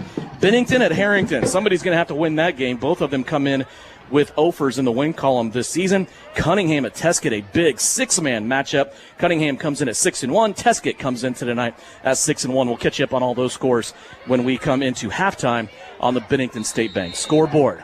3rd down and 3, Ellsworth ready to go. 2 wide receivers off to the left-hand side. 1:43 left to go here in the second quarter. Carson Jacobs with the snap. Looked like a little early movement up front. Jacobs is going to have it, though, and he's going to have the first down. He ran behind the right-hand side of that offensive line, and he will take it out to the 29-yard line. It is a gain of 9 for Carson Jacobs, the sophomore quarterback, here on 3rd and 3. And Devin, that's huge for them because now they can go. They're gonna take a couple shots here, see what they can do, see if they get a big play right here, and expect a quarterback draw right here to see if they get something going. 1st down and 10 for the 29. Jacobs off to the right-hand side. He'll airmail this one over to the Ellsworth sideline. And it's incomplete. 7 of 11 throwing the football for Carson Jacobs tonight. And so right there, Jacobs looking to go deep. He saw that deep option wasn't available, immediately gets rid of the football. Good and bad. Good for them because they have 2nd and 10. They can still go to work. They can still do things. But if you're a Southeast fan, right now you're thinking, okay, that stops the clock right there. We don't have to burn a timeout. We can see what happens on this. If you get a tackle for loss, you might burn a timeout and see if you can force a 3rd and long and try to get the football back before halftime. Mitch Gebhar potentially asking the official on his sideline about intentional grounding on that play. Of course, they're not in agreement at this time. 2nd down and 10, 3 wide receivers. Now make it 4 if you include Tucker Goss, and he's going to move early, and that's going to be a 5-yard penalty. That will push Ellsworth back to the 24-yard line. Yeah, you saw it immediately. You saw Goss went off, and then he immediately, I don't know if he's upset with himself or upset with the snap count, but there were just some timing, and you talked about it on the play before. It looks like there's some timing issues going on right now with the Ellsworth offense. You're seeing guys move a little bit early right there. It was extremely early, which led to an easy penalty call from the officials. That'll scoot him back to the 24-yard line, and it'll push the down and distance to 2nd down and 15. Back out to the line of scrimmage. They'll split the wide receivers this time. Goss still hanging out on the end of the offensive line, left-hand side, 2 wide receivers on each side. Here's a pass to Goss. He's up in the air, tackled by Malachi Hopkins at the 35-yard line. It's a gain of 11 for Ellsworth, and not quite a first down. And again, Goss had no catches coming into this game. That's his 2nd one. Football out to the 34. Jacobs back to throw again, looking left the whole time. He's going to unleash it, and this one goes out of bounds, incomplete. Pass is incomplete. Interesting play call right there. Like, either you go or you don't go. And they kind of got caught in the middle, and all of a sudden now you're stuck with a 4th and 5, and I just don't know about that series. I don't know about that drive right there from Ellsworth. They didn't know if they wanted to go or didn't want to go, and all of a sudden they had a 3rd and 5, and it's kind of an awkward play call with that multiple set over here, and now they got a 4th and 5, and they got to get the ball back to Southeast of Saline with time left in the first half. Well, and possibly a result of not having any timeouts, right? I mean, you've exhausted all your timeouts. You took 2 in the first quarter. Now you're in punt formation. This punt's going to shank out of bounds. It's the 2nd punt tonight that Ellsworth has had go out of bounds, one on this side, one on the other side in the first quarter. And now the official is going to walk it back. The crowd probably prematurely booing him, as you always go back to the point where it went out of bounds and then see where it actually crossed the sideline. He's going to give the spot at the 48-yard line. So Southeast of Saline here, Tyler, with 52 yards in front of them. They have 2 timeouts remaining. Yeah, and Devin, we talk about this all the time. I mean, this is where Southeast has excelled this season. It's the last 2 minutes of halves, the first 2 minutes come out of the halftime break. this is why you work on these things. These are things that you've got to have. It's 16-6 right now. You want to go into that locker room. If you can get a score here, it's huge, especially when you're receiving the ball coming out of the halftime break. Southeast of Saline's going to load up the left-hand side. Looks like it's going to be Lippold, Hollub, Hopkins, Berrigan, a solo to the right. Grady Gebhardt hanging out right behind Tiernan Potacek. 2 seconds left on the play clock. There's the snap. Potacek back, slip screen out here to Gebhardt, and reading it perfectly for Ellsworth out here in the flat is senior Ethan Tolley. He's seen that on film a little bit, and he's able to knock it down. Tiernan Potacek, 1 of 5 throwing the football. Devin, you're exactly right. We've seen so much success from the Southeast Saline screen game, but Ethan Tolley sniffed that out right there, gets a hand on the football because that play was going to go. We've seen this screen game just go and go and go. Great play from the Ellsworth defensive lineman. 3 wide receivers to the left, 2 to the right. Here's a screen out to Gebhardt, who was a wide receiver screen that time. He will take it close to a first down and then step out of bounds. It will stop the clock. Looks like it'll be 3rd and 2 coming up after a gain of 8. And a great job from Gebhardt. He's on the sideline. He understands he gets out of bounds. That stops the clock. It gives you, plenty of time with that play clock to get a play in, to understand what's going on. So 3rd and 2, and you're in 4-down territory here. I mean, you have plenty of time. Just continue to work the perimeter of the field. 3rd down and 2. Get the first down first. Potacek faked it to Gebhardt, and then he is left out with a bunch of Bearcats, and that did not work out for Southeast of Saline as Tiernan Potacek was thrown for a loss of 3, and now it'll be 4th down and 4. And I'm seeing Gebhardt right now. Grady is looking at, I'm assuming, Dad, and saying, let's go. He's wheeling the hands. He wants to go, but it looks like Mitch might run this down. Play clock is about 2 seconds ahead of the game clock. Southeast has 2 timeouts remaining. Doesn't look like they're interested in using them unless they just save 1 play. If they take the clock all the way down, they'll have 1 play before they go to the locker room here. And they will take it down to 5 seconds on the game clock, 2 seconds on the play clock, and then they will talk about it here. And they still have 1 timeout remaining. Only 1 turnover so far in this game. That was the fumble by Ellsworth. Southeast of Saline was unable to capitalize on that turnover. But it did stop an Ellsworth drive right after they had just scored. That's where we're at right now. All of 16 points for Southeast of Saline came in the first quarter. And just 1 Ellsworth touchdown here in the second quarter. But as you said, Tyler, a huge difference in 2-point conversions. Yeah, it changes the game, doesn't it? I mean, you get those, and, we talk about the rate that Southeast gets us. If you get them at better than 50%, you're going to play that game. Right now, they're 100%. That completely shifts the game, especially when your defense is as stout as it is. It means you not only have to score, but you got to score multiple times. All of a sudden, if you're playing the game of football where you just get points for touchdowns, it should be 2-1. But because there's 2-point conversions also thrown into this game, you're now up 10, which makes it a 2-score game. And with not a huge kicking game from Ellsworth, that makes it really difficult. It means you got to find the end zone twice to stay up with Southeast of Saline. I did a Hope playoff game way back when. Jeff Hostetter's Hope Lions. They scored 2 less touchdowns than their opponent, but they won the game because they were perfect in 2-point conversions on the night. Hostetter's a dog. So how about that for a difference? Here's a big 4th down. They give it to Gebhardt. He breaks a tackle. Now he's in the loose. Hollub out in front blocking. Grady looking to cut it back. He spins, and he comes down to 25, and then there's no time remaining. Grady Gebhardt took this to the 23-yard line, but Southeast of Saline out of time as they will go to the locker room. We'll await the presence of Mitch Gebhardt to get his thoughts when they go into the locker room here at the half. Then we'll take a quick break.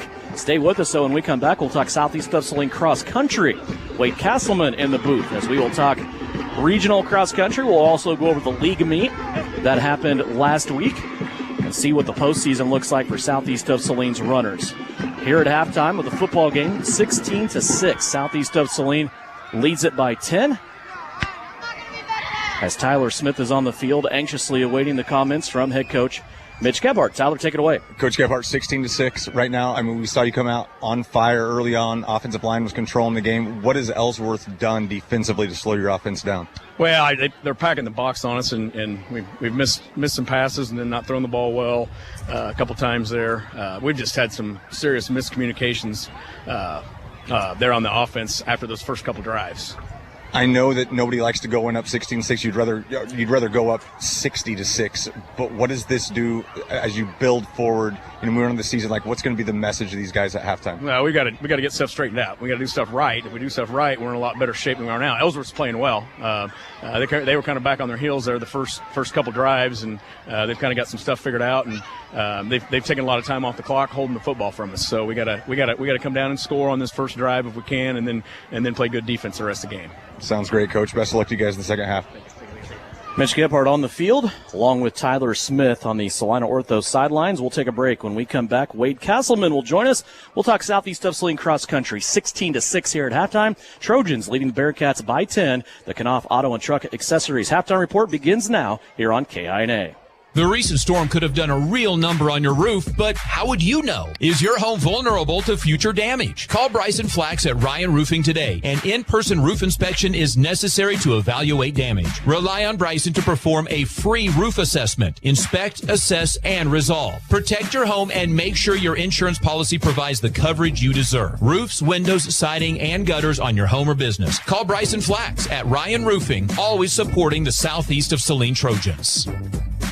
Sage is your go-to source for industrial strength cleaning products, ice melt, floor equipment, paper, asphalt, and just about everything in between. Whether you're a maintenance supervisor, a small business, or just wanting your home to look amazing, stop by 732 North 9th Street in Salina, where we will be happy to assist you. You can also visit us at sageselects.com or call us at 309-1919. Sage Products, the right call every time.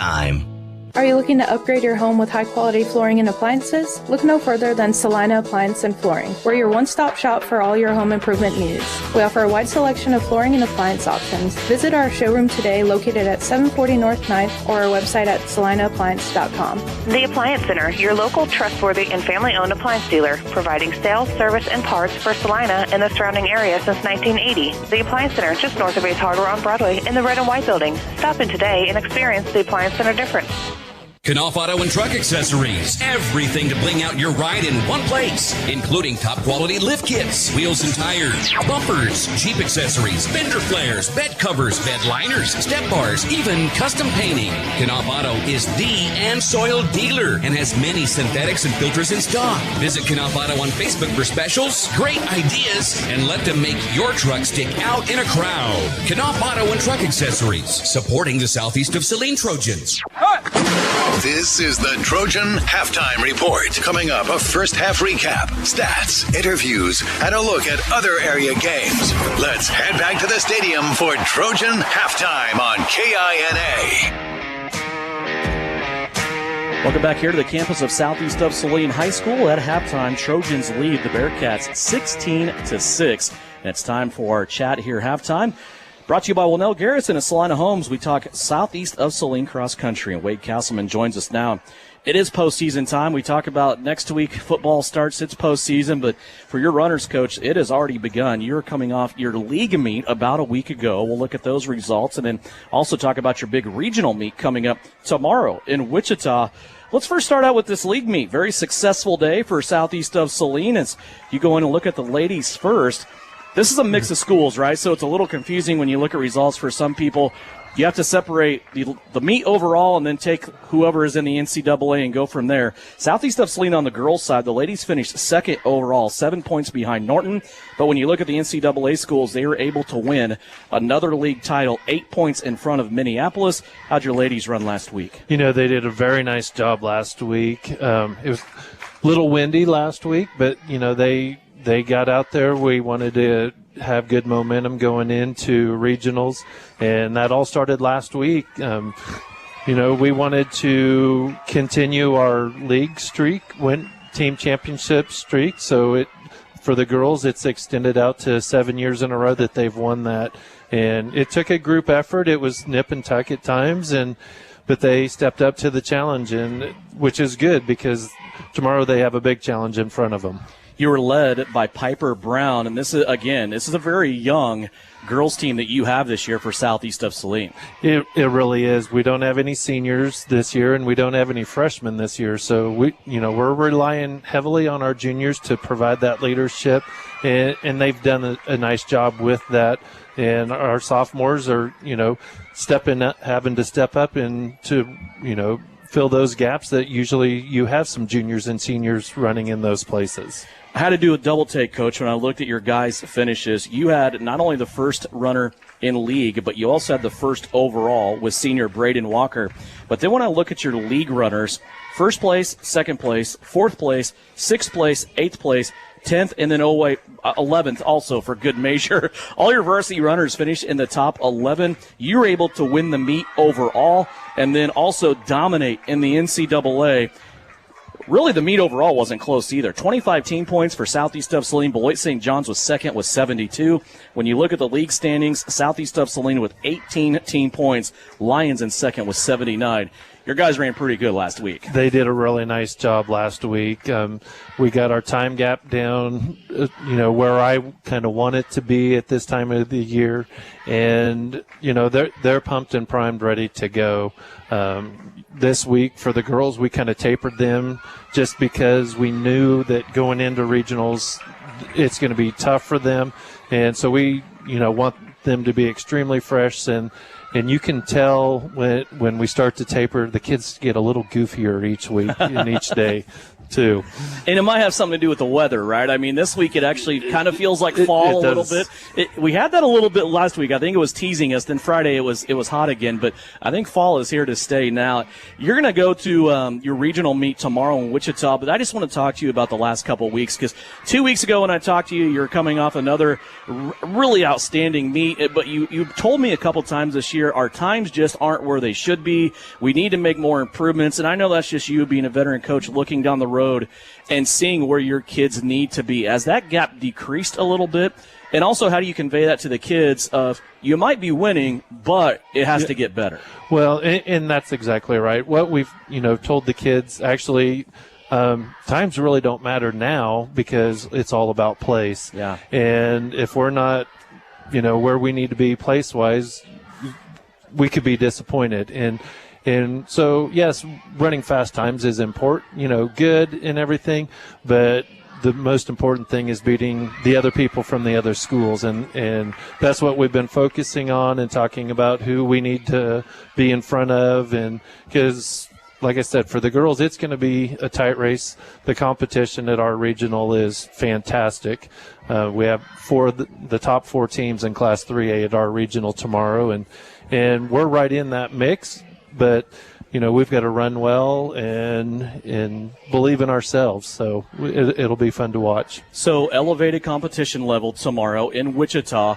Widespread rain throughout the state of Kansas and all through the from what I've gathered, though, from you in the past, you have kids that don't mind getting out and getting a little muddy. How's this year's squad? They like getting dirty, too? Oh, yeah. They don't mind getting muddy. They don't mind the cold. We're not ready for sleet yet, but the coach definitely isn't ready for that type of weather yet. But, we're hoping that the rain will hold off a little bit tomorrow. But looking at the hour by hour, you never know. So it could change, too. So hopefully the weatherman's wrong tomorrow, and we can get that meet in and punch our tickets for Rimrock for next week. Well, if there's any reflection of tonight, at 8 o'clock is our best chance for rain tonight, and it's clear as a bell outside. It's a beautiful night for football. So what time do you guys get started tomorrow, and how's your schedule look? So we leave campus at 7:15 tomorrow morning. The girls run at 10:35, and the boys run at 11:45. So at Wichita Trinity's campus, and, we're looking forward to it. If you're in that area or want to come down and support Southeast of Saline Cross Country, we'd love to have you there tomorrow. Best of luck to you. We'll talk to you next week. All right. Thank you, Devin. I appreciate it. Wade Castleman, he's the head coach of Southeast of Saline Cross Country. A big, big day for them tomorrow in Wichita as they will run in their regional meet in Wichita tomorrow. We'll have results for you, of course, on SalinaPost.com. Halftime of the football game, 16-6. Southeast of Saline leads Ellsworth. We'll take another break, come back, look at stats from the first half, brought to you by the Bank of Tesket after this on KINA. The Kansas City Chiefs earn championship rings, bold, brilliant, and one of a kind. Now you can have a ring that's just as unforgettable. At Vernon Jewelers in Salina, we create custom rings that tell your story. From stunning engagement rings to personalized designs, our craftsmanship makes every piece a winner. Celebrate life's biggest moments with a ring that's truly yours. Stop by Vernon Jewelers, downtown Salina since 1884. We're not old, we're just really good at what we do. The hours of drills, the pre-dawn workouts, the hundreds of laps. It takes hard work, passion, and drive to do what you love. When you're sidelined by injury, Salina Regional Sports Medicine is just as committed and works just as hard to get you back in the game. Salina Regional Sports Medicine, 785-452-7366. SalinaRegionalSportsMedicine.com.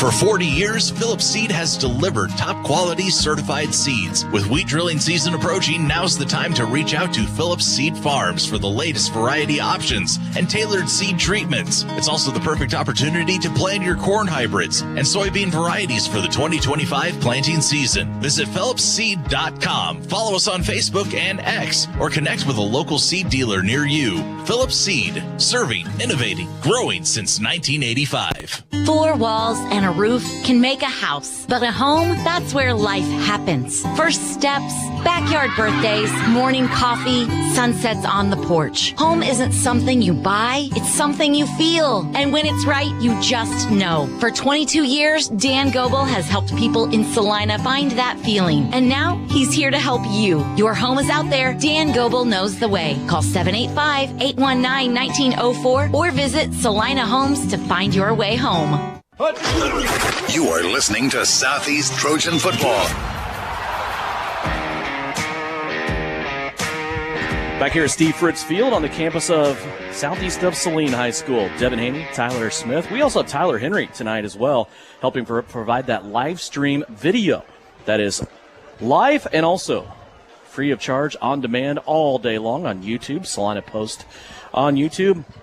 It's brought to you tonight by a couple of I like to call them heavy hitters, Commercial Tire Centers and New Image Audio. Of course, you know what Commercial Tire Centers does. They keep you on the road. They keep you going places like Southeast of Saline football or to see cross country tomorrow in Wichita. New Image Audio, they'll take that same car, put some remote start in it for you, also tint the windows, make it look real nice. TC and his crew do a really good job over at New Image Audio. They're just not audio. They do a bunch of stuff. Over at New Image Audio, bed covers, step bars, wheels, tires. If you got an idea for your ride, call TC over at New Image Audio in Salina. Tyler, we got an interesting first half here, bud. 16-6. Southeast of Saline leads Ellsworth by 10. When we look at stats brought to you by the Bank of Teskett, Tiernan Potachik, 2 of 6 throwing the football, 20 yards. Amarian Hollop had a 12-yard catch. Grady Gebhardt had an 8-yard catch. Southeast of Saline dominating the running game. Grady Gebhardt, 12 carries, 192 yards, 2 touchdowns. Tiernan Potachik, 2 carries, 13 yards. They also had a bad snap that cost them 17 yards. You look at the other side, Ellsworth, Carson Jacobs having a good first half. 8 of 13 for the sophomore quarterback, 78 yards. His favorite target so far has been Liam Stone, 4 catches, 35 yards. 10 carries out of Tucker Goss and Carson Jacobs. Goss has a touchdown, 10 carries, 10 yards. Carson Jacobs has 10 carries, 67 yards. Final numbers look like this here at halftime. Rushing, Southeast of Saline, 188. Ellsworth was 77. Passing, Southeast with 20. Ellsworth was 78. Total for the first 2 quarters, Southeast of Saline, 208 yards of total offense.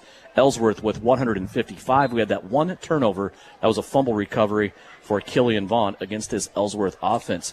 What do you think here? New Image Audio, keys to success for Southeast of Saline as we get ready to start third quarter. Well, I think for the first 4 minutes of this game, we thought it was going to be just a run away from Southeast, but give Coach Joshua Molka and his Ellsworth Bearcats all the credit in the world. I mean, they steadied the ship. You know, we've seen them, they've gotten to an offensive rhythm a little bit. We're seeing a big-time, quarterback run game. Carson Jacobs has been extremely impressive running the ball. When he has to throw, he does. He's finding receivers. They're making big-time catches. We've seen them get Tucker Goss involved in the in the pass game, something that he hasn't done all season. He's also doing a great job lead blocking.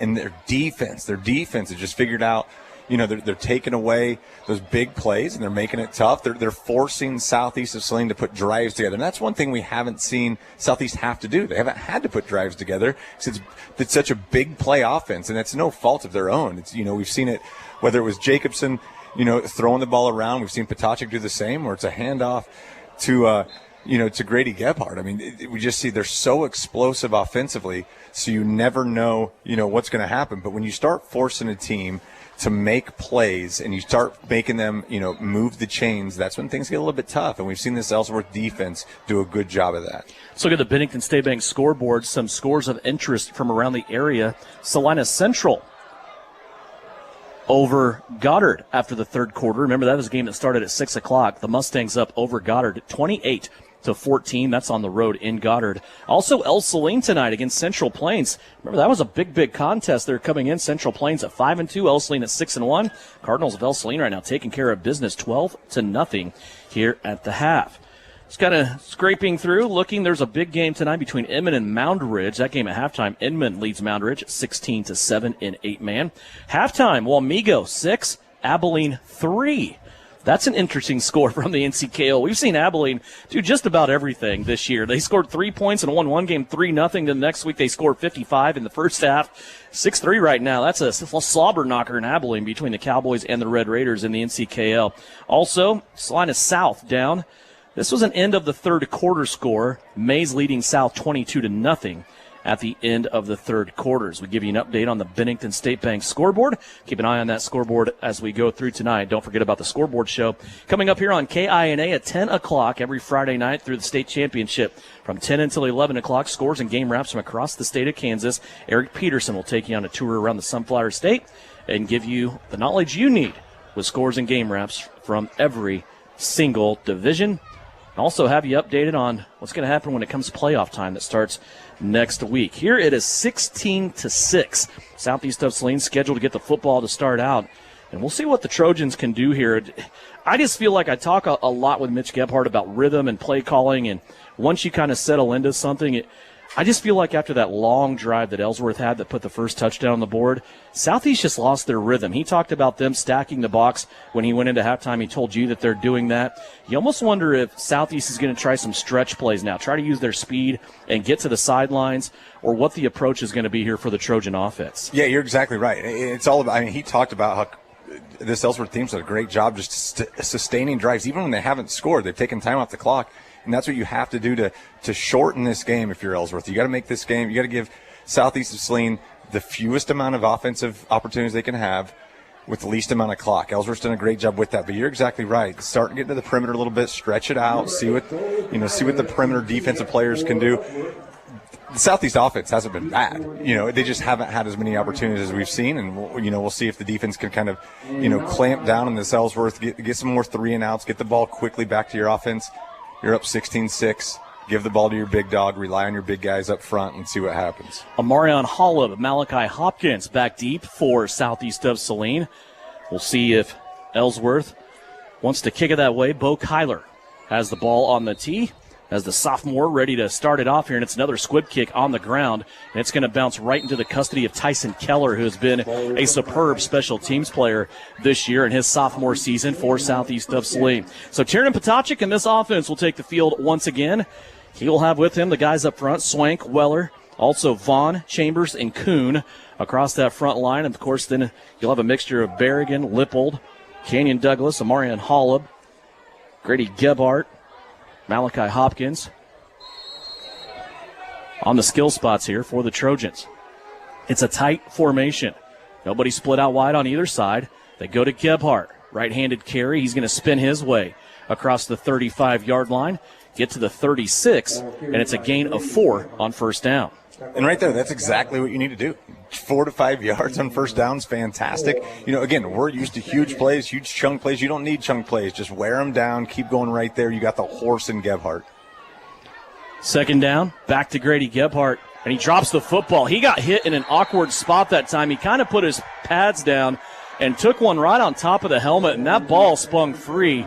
And it's going to be the first turnover of the game for Southeast of Saline, and Ellsworth takes it away. Yeah, and it's Tucker Goss that ends up with the football right there. We talked about how he hasn't had a hugely successful night offensively. He didn't make the initial hit, but he's the player that comes up with the football. That's a big-time play from Ellsworth. That's exactly what they need to do down 10 points. Turn Southeast Saline over, start off with great field position on the 32. So Ellsworth has it in good field position here, as they will start out at the 32. That was Southeast of Saline's starting position. See what this Trojan defense can answer the call. Back to Tucker Goss here. They give it to him. They want to get him established. Only 10 yards on 10 carries there in the first half. And on his first carry of the second half, he will get 2. Yeah, and again, it's just great defensive line play and linebacker play. It looked like Goss had a little room, had a little space, kind of got the legs finally spread out, was getting ready to sprint, and all of a sudden was taken down. Again, just rely on those big guys. We haven't seen many plays deep yet. And at some point, Ellsworth's going to take a shot, but you just got to continue to understand your responsibilities in the defensive backfield. 2nd down and 8 from the 30. Ellsworth after the Southeast fumble in Trojan territory here with a short field. Pass out left-hand side. They're going to go to Liam Stone on the little wide receiver screen from Carson Jacobs, and that will get next to nothing. And 3rd down and 8 coming up. Yeah, and that's where you can't go. I mean, that's where, again, we talk about the strengths of this defense, but it's the Lippold and Douglas, and we saw right there Douglas in the right spot as he always is, makes a big-time tackle, no gain on the play. Now it's 3rd and tough, 3rd and 8 for Ellsworth. Talk about the possibility of maybe Southeast stretching the field. That's one thing that people have a hard time doing against this Trojan defense. They move so well. With those big guys anchoring the middle of the field, their linebackers and DBs fly to the sidelines. 3rd down and 8 for Ellsworth. Goss behind and to the right of the quarterback, Carson Jacobs. Here's the snap. They give it to Goss. He falls ahead, and he will get 2 yards on the play to the 28. 4th down and 6. And Devin, I like that play call because right there, a lot of times 3rd and 8, you're expecting a pass play. Again, you're in 4-down territory. Try to slip the ball to Goss, see what he can get you. Now you're in 4th and 5. You knew you were going to go for it regardless. Now you just give yourself, 3 extra yards, 4th and 5. You have a dual threat quarterback that's ran the ball in, thrown the ball well tonight. Put the ball in his hands, give him a decision to make. Here's some noise coming from the Southeast of Saline faithful for the first time tonight. 4th down and 6 for Ellsworth. They are inside the 30-yard line in Southeast of Saline territory.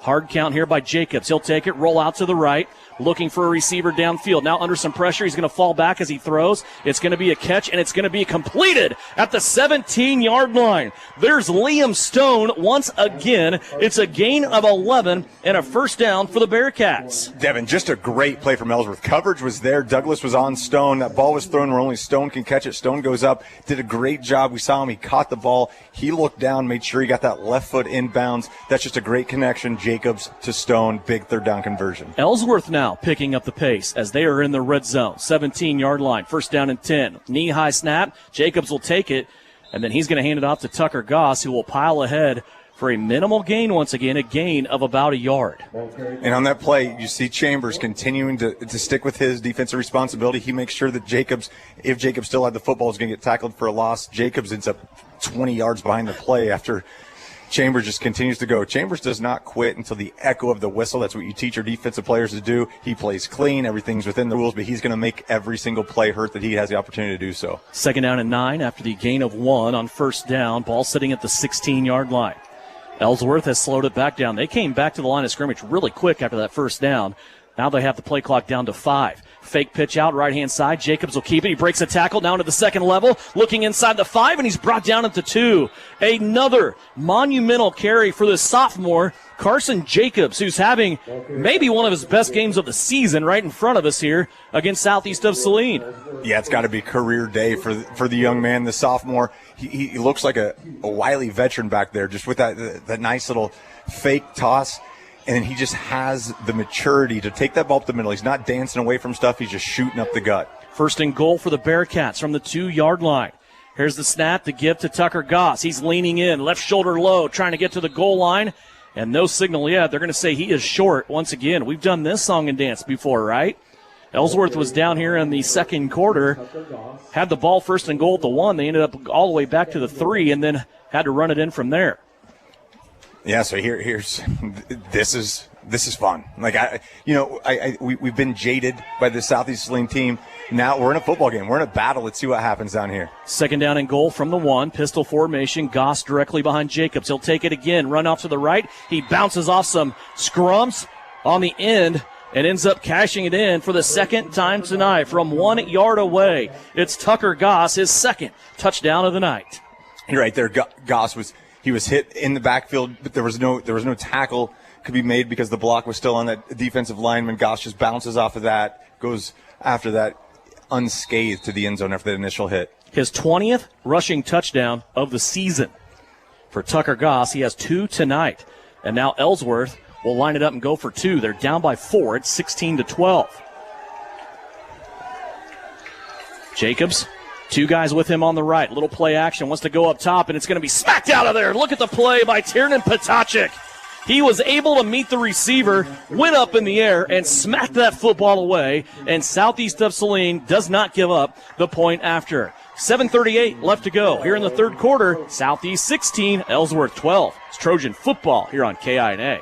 Whether on the field, court, or in the operating room, experience matters. A coach loves an experienced team just like a patient values an experienced doctor. Salina Ortho has ABOS board-certified physicians with over 40 years of orthopedic service. If you need help staying active or just want to discuss options regarding the newest techniques and services and specialties that Salina Ortho provides, see one of our trusted physicians or visit salinaortho.com. Salina Ortho, your voice, your choice, past, present, and future. When crop and weather conditions are just right, you need to bale as much as you can, as fast as you can, all while putting up the highest quality product possible. Case IH round balers have the reputation as the hardest working balers in the business to consistently build dense bales with square shoulders that don't sag. No matter the crop or field condition, bale more with Case IH round balers. With easier maintenance and serviceability, you'll spend more time where it counts. In the field, baling hay. Ready to build a better bale? Contact Can Equip in Solomon.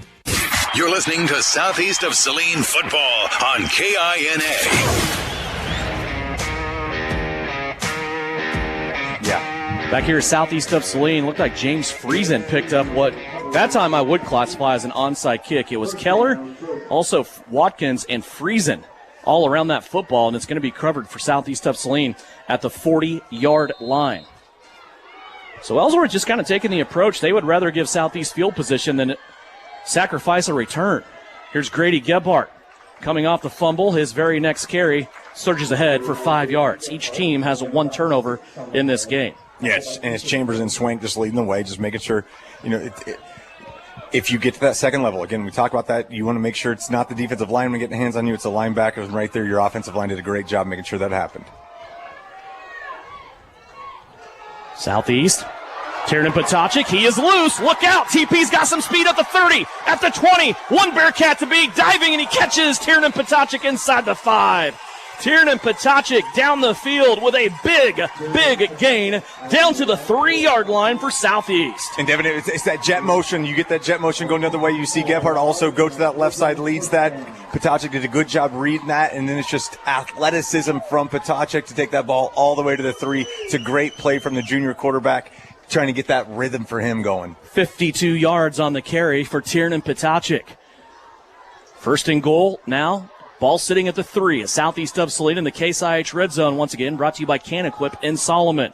Gebhardt to the right hip of Tiernan Potacek. They fake it to Gebhardt. Tiernan puts his head down. He's going to be ripped down by Ellsworth. That middle backer for the Bearcats is Keegan Urbanik, and the senior that time, not falling for anything, throws Potacek for a loss of 1. Yeah, huge play from Urbanik right there, and you're exactly right. Wasn't fooled at all. His key right there was Potacek. That was his mesh point. That's where he was going. It's a great tackle from Ellsworth and Urbanik. That'll scoot Southeast back up to the 4. 6:35 left to go here in the third quarter. 16-12, Southeast of Saline. Knocking on the door here. They have a cluster of receivers in tight on the left-hand side. Here's the give to Gebhardt. He's going to stretch it out there, and he's going to walk it in. Escorted by Weller and Chambers. Grady Gebhardt has the hat trick. 3 rushing touchdowns on the night. This one comes from 4 yards away, and Southeast of Saline answers the call. Their first points since back in the third quarter when they scored with 4:39 left to go in the first. And Devin, you're exactly right. Answered the call. And that's one thing the Southeast offense hasn't had to do this season. They haven't had to answer a call. They haven't had to have a big drive like that, but they did. And it was led by a huge Tiernan Potocek run to set them up for the Grady Gebhardt touchdown. The 21st rushing touchdown of the year for Grady Gebhardt. Now Potocek rolling out, looking for two, has to slam on the brakes. Now he's going to go back to the end zone, and it's going to be caught. Leaping up in the middle of the paint is Bryson Lippold, and he will take another 2 points for Southeast of Saline. Southeast all of a sudden doubling up the Bearcats with 6:23 left to go. It's 24-12. Trojan football brought to you by Commercial Tire Centers. Hey Trojans fans, this is Angela Gebhardt, proud wife of Southeast Saline head coach Mitch Gebhardt. Just like the Trojans strive for excellence on the field, the Bank of Tesket goes the extra mile to offer top-notch checking accounts that fit your style. Whether you're managing your day-to-day expenses or planning for the future, our checking accounts are easy, convenient, and tailored for you. Plus, with your local roots and friendly service, we're here to support you every step of the way. Go Trojans! Bank of Tesket, member FDIC. You're a working man with a job to do. You need a work boot that works as hard. This is Jeff with Vanderbilts in Salina. We have over 5,000 pairs of men's jeans and over 1,000 pair of ladies' jeans. From classic fits to the latest trends, we've got styles to fit every taste. Visit us today and find your perfect fit. And remember, at Vanderbilts, a gift card is always the right size.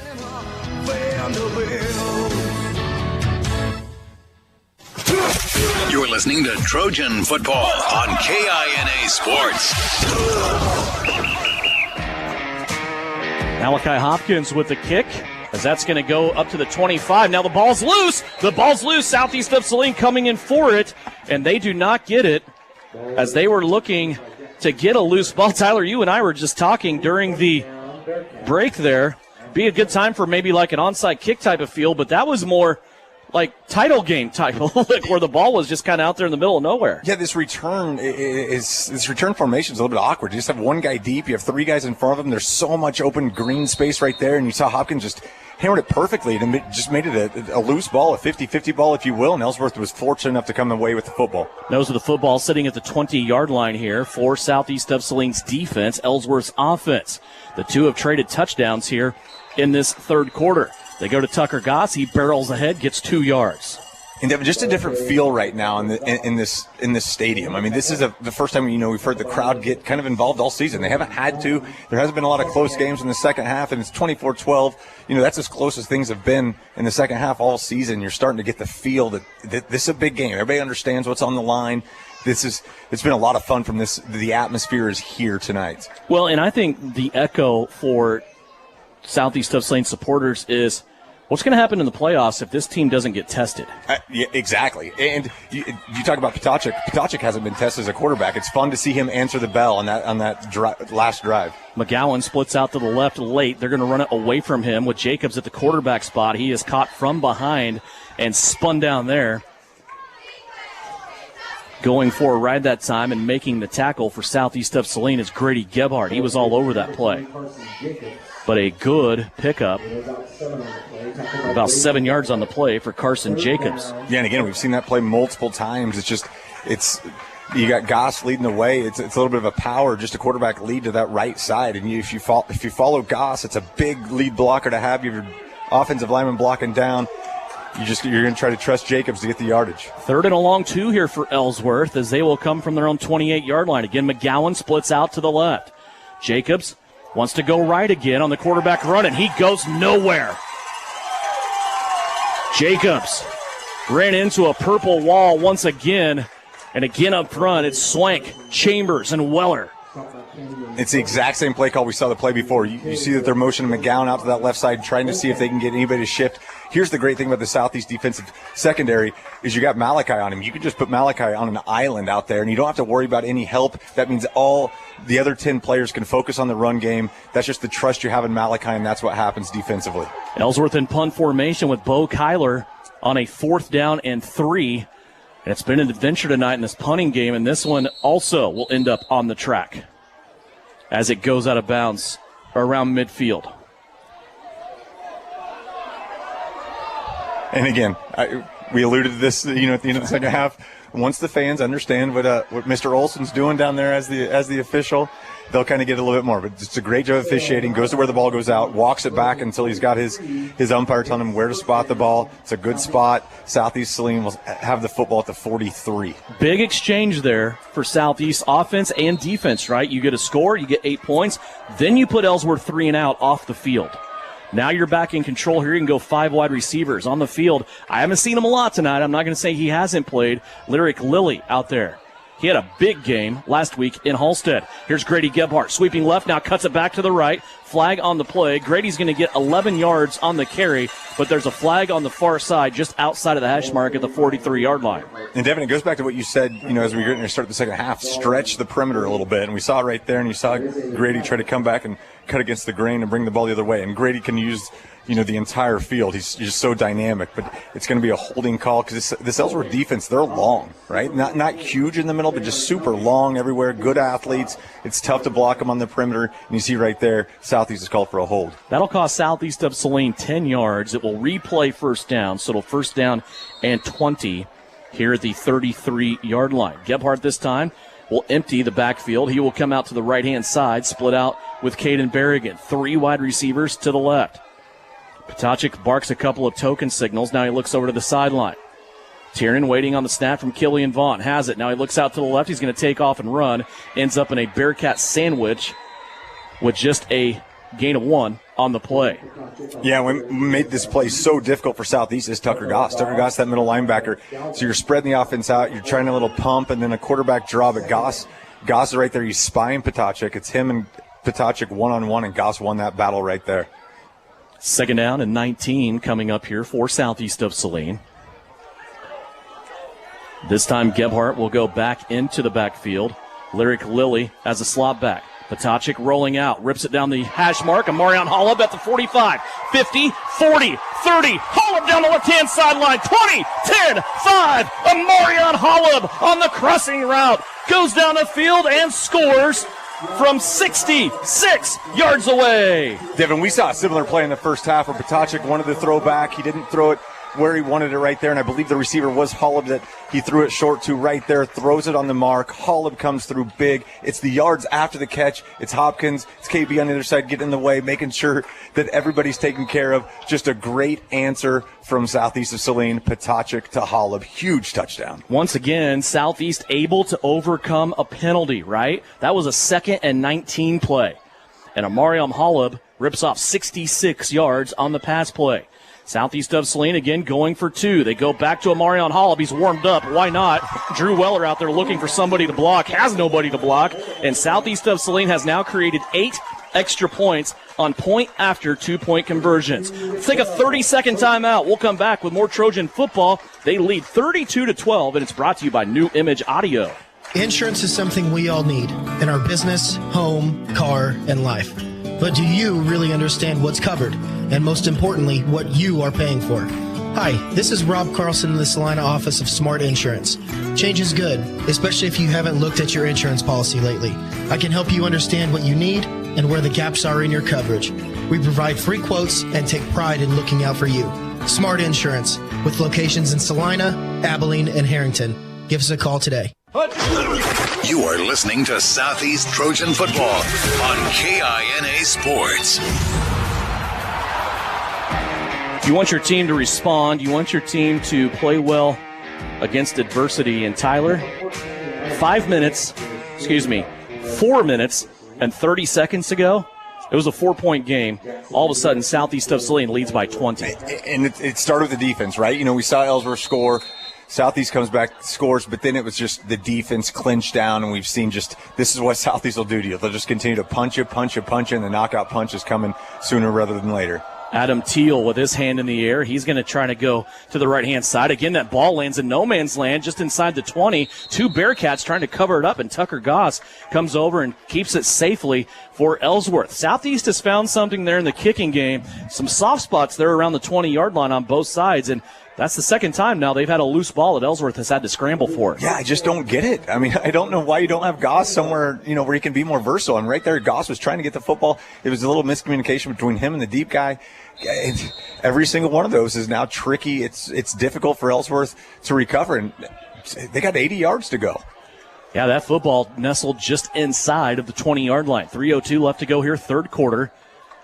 Ellsworth with a stacked formation, 2 wide receivers to the left. That's just dressing, though, as Jacobs is going to have it, and he is ripped down from behind. In there, making the tackle for Southeast of Saline is Elijah Kerr. I mean, right there. That's a name that we talked about that was, just getting kind of, I don't want to use the term second-term reps, but was coming in, later on in games, and now he's getting big-time reps in big-time situations. That's a big-time play from the sophomore. Kerr is out there on the D-line right now with Chambers and Weller. We also go to the second level. Josh Watkins is out there playing linebacker right now. And Canyon Douglas is out there still. He's out there for Killian Vaughn. So, again, the flexibility of the Southeast defense being shown. Second down and 11 after the loss of a yard on that last play. They want to run Jacobs again. He's going to go to the right-hand side, and he gets blown up once again. It is a committee of people. Canyon Douglas, Elijah Kerr, also in there, Josh Watkins and Brody Chambers. You talk about right on cue with Watkins and Kerr, right? Yeah, without a doubt. And now we've seen that play several times already in this half. And it's getting, you're motioning out that wide receiver. You're trying to get some shifts, but again, that Malachi can take care of that, and you try to run that, student body right. You get everybody in front of Jacobs, and there's just nowhere to go. Loss of 2 on the last 2 plays. Third down and 12. Jacobs now rolling out to the left. Looks like he wants to throw. He's going to let it go. It's intercepted. Amarion Hollub goes up and takes it away at the 30-yard line. Amarion Hollub has taken this game over for Southeast of Saline. This entire second half has been Amarion Hollub. It's been offensively. It's been defensively. It was, again, that flood route right there. He knows this is a route that Southeast runs all the time. He knew where the receiver was going right there, and he just had better position than the Ellsworth receiver did. That's a big-time play from Amarion Hollub. He has played well. We talked about the last 3 weeks have been really great for Amarion Hollub. I don't think any of them can top what he's doing tonight, especially here in this third quarter. And, Devin, that's what happens when you have 16 seniors, right? You have depth, you have experience, you have dudes that can play everywhere. We talked about the youth of Kerr making a big play before that. Just everybody's contributing on the Southeast of Saline team. Short field for Southeast of Saline. They're at the 30-yard line. Here's a read option. Potocik keeps it, has his right arm ripped. He keeps on the football, though, and then dives ahead inside the 25 to the 24 3/4. It's a gain of 5 by Tiernan Potocik on first down. Yeah, and how about the ball security from Potocik? I mean, he had 2 hands over the football. There was no brown shown right there. He made sure that entire thing was covered up. That's the most important thing right now. If you're Southeast, you continue to run the ball, you continue to run the clock, but you make sure you hold on to that football. From the 25, second down and 5. Gebhardt directly behind Potocik. They move Lippold from right to left. They're going to run that way behind Bryson Lippold. Good block out in front. Grady Gebhardt inside the red zone and takes a dive down to the 11. A gain of 14 for Grady Gebhardt. And I kind of talked to Coach Gebhardt about this, when they were only up 16-6 at half. Like, obviously you want to be up more. You want to just destroy teams. But there's something in a football coach that you like to just have your team tested a little bit and like to see what they do and like to see how they respond. And right now he's got to like what he sees. Gebhardt swings out to the left-hand side. There's the screen pass. Hollub out front blocking. Grady puts his toes in the sand inside. Now he pops outside, and he's going to work his way inside of the 10 to the 7-yard line on an adventurous gain of 5. Yeah, that ball needs to be thrown a little bit more in front of him. It's thrown behind him, kind of threw the timing off. Hollub did a good job just continuing to stay with the block. Gebhardt did a great job setting the block up multiple times after he made sure he lassoed the ball in. It's still a gain. It wasn't pretty, but it's still a gain of 4 or 5. 17 seconds left to go here, third quarter. Here's the end around. Hollub. He is going to be hit back deep, and he's going to take a loss back to the 15-yard line. Nice play that time. Looked like Bo Kyler maybe on the stop. Also Tucker Goss there for Ellsworth. And that will be the end of the third quarter as Southeast of Saline takes a loss back to the 16. It's a loss of 8. So at the end of 3, Southeast of Saline, they were tested, but they have responded. We still have a long ways to go. Fourth quarter coming up, Southeast of Saline 32, Ellsworth 12. It's Trojan football on KINA and also online, SalinaPost.com with live video. Kickoff Auto and Truck Accessories. Everything to bling out your ride in one place, including top quality lift kits, wheels and tires, bumpers, Jeep accessories, fender flares, bed covers, bed liners, step bars, even custom painting. Kickoff Auto is the and soil dealer and has many synthetics and filters in stock. Visit Kickoff Auto on Facebook for specials, great ideas, and let them make your truck stick out in a crowd. Kickoff Auto and Truck Accessories, supporting the southeast of Saline Trojans. When the time comes to honor a life, Hire Scott Mortuary in Salina is here with care, compassion, and guidance every step of the way. Celebrate memories, cherish family, and find comfort in tradition. Hire Scott Mortuary, celebrating life, embracing legacy. In the trenches and on the ground, that's where the game is won. Isaacson Truck Line is a proud supporter of the southeast of Saline Trojans. For local and long-haul service of freight and livestock, call Isaacson Truck Line, reminding you to have a safe Friday night on the roads. Wreak havoc, Trojans. You're listening to Southeast of Saline football on KINA. Trojan football brought to you tonight on Senior Night, as it always is, by New Image Audio. Go to them. You can experience some new technology and tint. You can have 90% of the UV rays blocked from your car with their new ceramic tint. You don't have to have your windows blacked out to achieve that either. New ceramic tint and New Image Audio, and it's cheaper than what you might think. Here's a fake pitch out to Gebhardt. Patochik rolling out. Here's Bryson Lippold at the 15. 10-5. Lippold scores as Hopkins laying a block in the end zone. Bryson Lippold has scored his 5th receiving touchdown of the season. And just perfectly dialed up by Gebhardt right there. A little play action to Gebhardt. You have to respect Gebhardt on any down, on any distance right there. Give the touchdown to Lippold, but you're exactly right. Hopkins did everything. He locked up that defender, and 5 yards deep in the end zone, that defender just kept moving back and back and back. Touchdown, Bryson Lippold. First play of the fourth quarter, southeast of Saline sticks 6 more on the board. Now looking for another 2-point conversion. Patochik looks over his formation. It's a tight formation. He'll roll out to the left. Looking for somebody in the end zone. He throws it low. Adam Teal crashes down. Almost had that football hauled in. That's the first time Southeast has walked away without a 2-point conversion here tonight. 11:51 left to go here in the fourth quarter. Southeast of Saline has extended their lead 38-12. Take a 30-second timeout. Back with a kickoff here on KINA. Hey, Trojans fans, this is Angela Gebhardt, proud wife of Southeast Saline head coach Mitch Gebhardt. Just like the Trojans strive for excellence on the field, the Bank of Tesket goes the extra mile to offer top-notch checking accounts that fit your style. Whether you're managing your day-to-day expenses or planning for the future, our checking accounts are easy, convenient, and tailored for you. Plus, with your local roots and friendly service, we're here to support you every step of the way. Go Trojans! Bank of Tesket, member FDIC. You're listening to Trojan football on KINA Sports. Back here at southeast of Saline, Devin Haney, also Tyler Smith. That is the, what did I say, 5th? Bryson Lippold touchdown. Seems like he scores about every week here lately as Bryson Lippold gets another touchdown. As he came into tonight with 4 receptions. He gets one there from 16 yards away. Tiernan Patochik with a 16-yarder. And it's 38-12, southeast of Saline. Malachi Hopkins now on the kickoff as he will angle this to the left. It's a sidewinding kick. It will be taken. Now angling over to the left. Ellsworth looking for some space. They have a little bit of space in a big collision as Tyler Bramblett was giving chase over there to Jackson Menier. How about this one? Republic County and Sacred Heart doing battle in Belleville. Both teams having pretty good seasons. District title on the line. Right now it's still 0-0. Just football right there. Football. Hey, and we saw right there, we saw that we've kind of, talked about this Ellsworth return right there. We saw 2 deep guys, and you saw a better return from them. They're starting off in much better field position, 16 yards further than they've started their last 2. We'll see if that helps this offense get going a little bit. First down and 10 for the Bearcats. 3 wide receivers off to the right. Jacobs wants to keep it. Quarterback run. He has some space, and Malachi Hopkins will take him down after a gain of 8. Jacobs been pretty quiet here other than a 14-yarder in the second half. He had 67 yards rushing in the first half. That's the second longest run here in this half. And here's where you're going to let Jacobs run a little bit, right? Like if you're the Southeast defense, you're not giving up the big play. Like you'll let him – you let him take these 8-yard runs. I mean, that's fine. You can't win a game with just your quarterback running 8 yards a time. I mean, there's not enough clock left in the game. There's not enough possessions. They're going to have to throw the ball if they want to stay in this football game. 2nd down and 2 at the 44-yard line.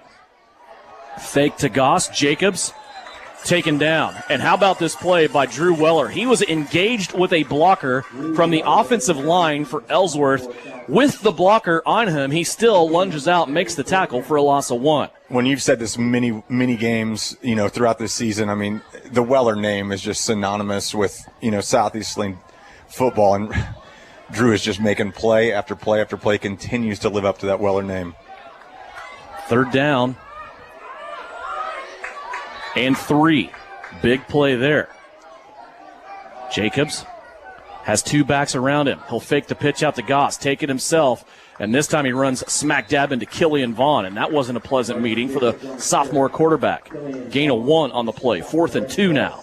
Yeah, I like the play design. It's very simple. You're faking the toss, and then you have a pulling guard, and you're just following everybody. Everybody's got that same flow that they would have with the toss. You take Kenyon Douglas out of the play because his responsibility is Tucker Goss. But you give yourself a lead blocker if you're Jacobs right there. He did as much as he could with the little space that he had, and it leads to a 4th and 3 for Ellsworth. Inside 10 minutes left to go. 4th down and 2. It's a long 2 for Ellsworth, and they're going to false start, cost themselves 5 yards. That 4th and 2 will turn into a 4th and 7. And that's tough. Boy. That's really tough because we've seen Jacobs pick up a lot.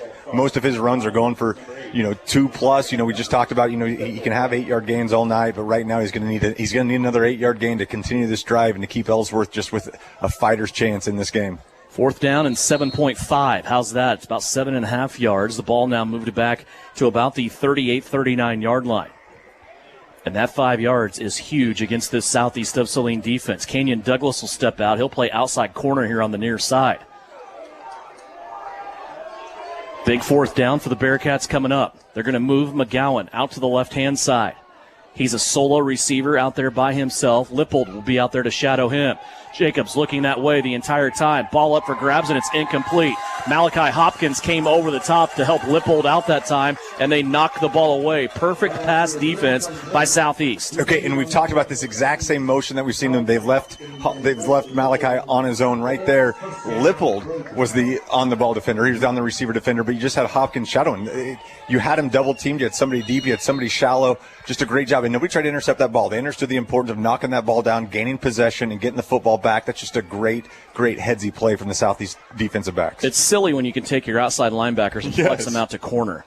Here's a gift to Marion Holub, sleeping left. Grady Gephardt out front with a block, and Marion Holub with a broken tackle, and Holub's going to take this one in. It's another touchdown on a Marion Holub senior night from 39 yards away. Gephardt laid the block that put Holub into the end zone. And Marion Holub just having an absolute night on senior night. And Gephardt's getting up. He's disappointed he didn't lock onto that block. He kind of fell down after he did it, but he initiated that block that sprung that free, and now the floodgates are opening for Southeast of Saline. It's another one-play drive for Southeast of Saline. That one comes from 39 yards away. Potachik and company going for 2. Little misdirection. He's going to roll out to pass. Stops at the left hash. Goes back of the end zone, and it's Adam Teal.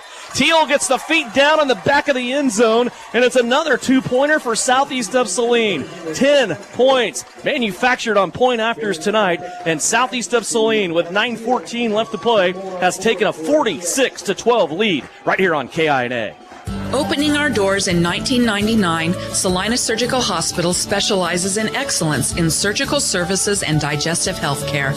It is the depth of experience and the abilities of the physicians and nurses at Salina Surgical Hospital that make it the ideal place for high-tech and high-touch to unite.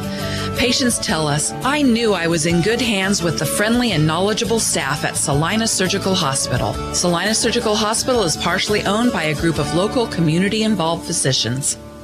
Visit Suburban Appliance Center to see the Whirlpool washer with 2 ways to wash. This is the 2-in-1 removable agitator. This Whirlpool washer has flexible capacity. You can take the agitator out for bulky loads or keep it in for items of smaller loads. This opens up space in the wash tub and allows you to wash bulky items like comforters with no problems. Shop at Suburban Appliance Center and get twice the washer you have at home. Suburban Appliance Center. Quality service with every purchase. Located on South 9th next to Genesis Health Clubs.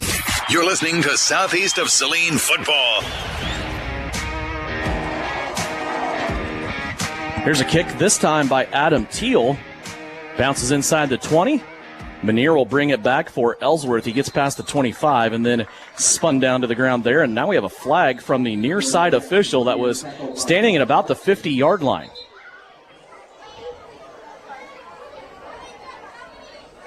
And Tyler Bradford on the tackle, flag on the play.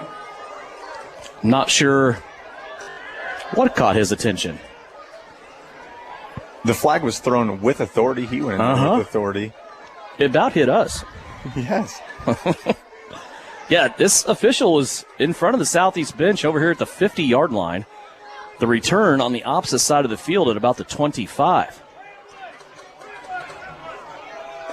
Let's see if we can get the call here from our lead official.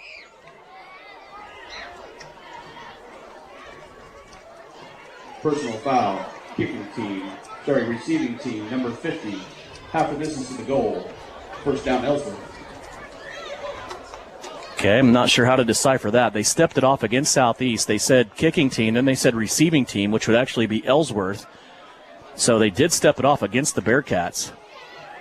And they are going to be pinned back now at their own 14-yard line. So definitely saw something he didn't like there. So Ellsworth, 1st and 10, back at the 14-yard line. Here's Tucker Goss. He's going to be taken down for a loss of 1.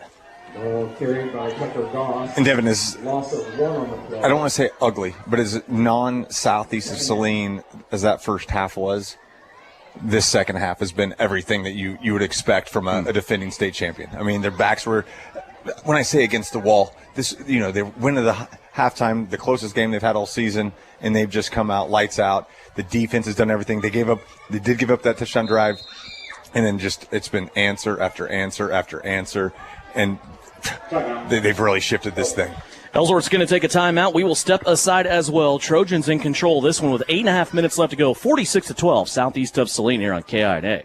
Whether on the field, court, or in the operating room, experience matters. A coach loves an experienced team just like a patient values an experienced doctor. Salina Ortho has ABOS board-certified physicians with over 40 years of orthopedic service. If you need help staying active or just want to discuss options regarding the newest techniques and services and specialties that Salina Ortho provides, see one of our trusted physicians or visit salinaortho.com. Salina Ortho, your voice, your choice, past, present, and future.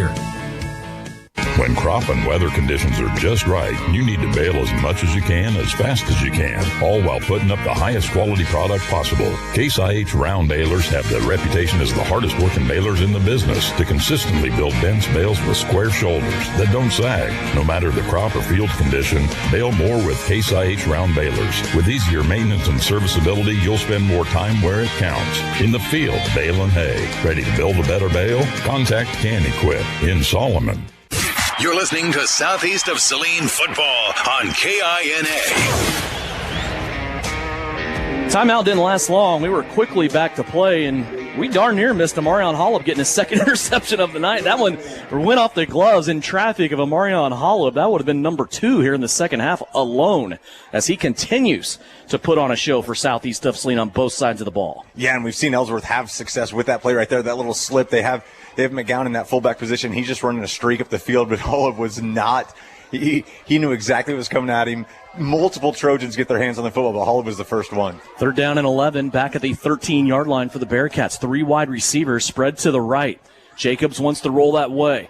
Ball chest high, under pressure. Weller hits him as he throws, and that ball's knocked out, incomplete.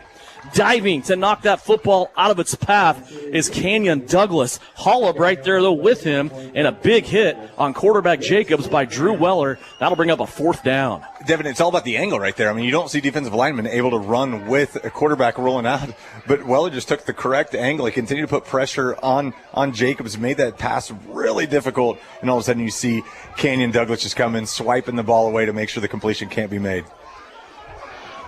Bo Kyler, the punter, standing back at his own 2-yard line now.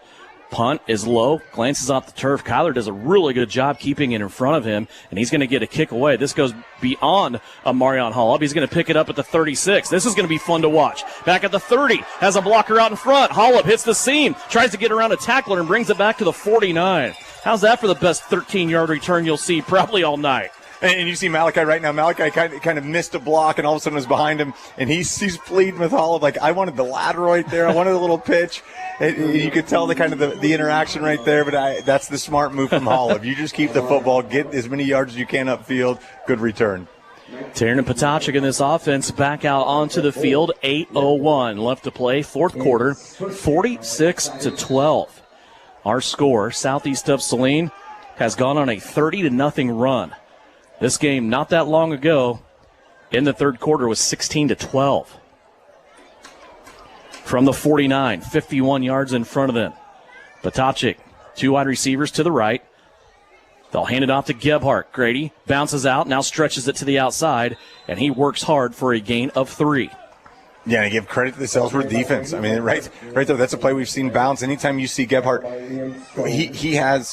he's so good at reading what's going on. That play is supposed to go up the middle. He bounced that to the outside, but that Ellsworth defense continued to flow to the perimeter and makes a good tackle to limit him to only a 4-yard gain when we've seen him bust those things for bigger gains. Puts it on the Ellsworth side of the field at the 48-yard line. Grady's night so far tonight, 17 carries, 222 yards. It's just an average Grady Gebhardt night. 3 touchdowns, by the way.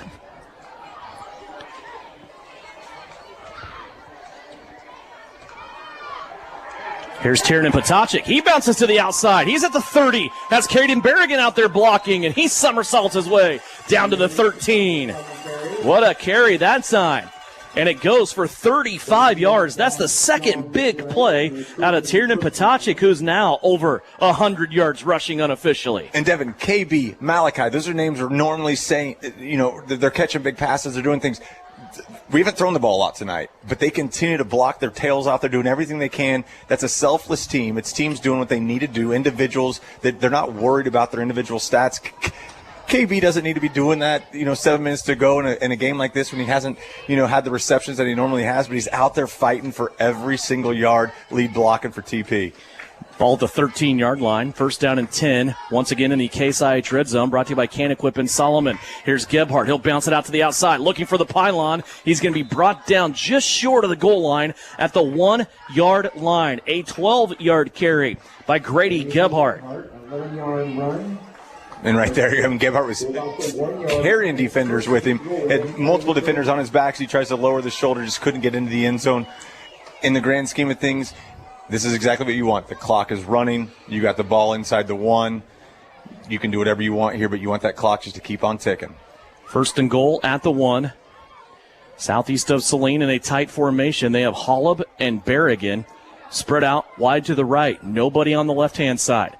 Now here comes Holub in motion. They're going to give it to Gebhardt. He's hit early, spins it off, scores. Grady Gebhardt. You won't see a prettier 1-yard touchdown run than the one Grady Gebhardt had right there on his 19th carry of the night. His 4th touchdown on senior night. It's just the seniors are shining tonight, right? It's been Gebhardt. It's been Holub. We talk about defensively. It's been Weller. It's been Douglas. Chambers has been everywhere. And then all of a sudden you sprinkle in the young guys as well. When I say young, I mean at Potocnik, you've seen Swank, we've seen Care's name a lot. It's just been everybody from Southeast of Saline contributing tonight. Adam Teal is going to go for the point after kick. High snap, Potocnik gets it down. The kick is up, and it is good. That's another point after kick for Southeast this year. I get excited about those things. It's 7 points with 6:05 left to go. 53-12. Southeast of Saline out in front after this 30-second timeout. Back with more. It's Trojan football brought to you by Commercial Tire Centers.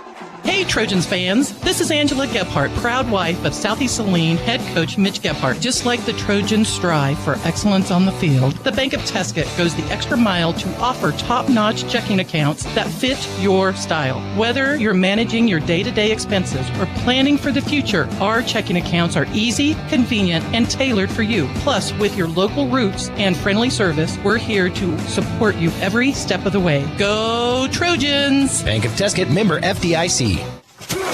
You're listening to Trojan Football on KINA Sports.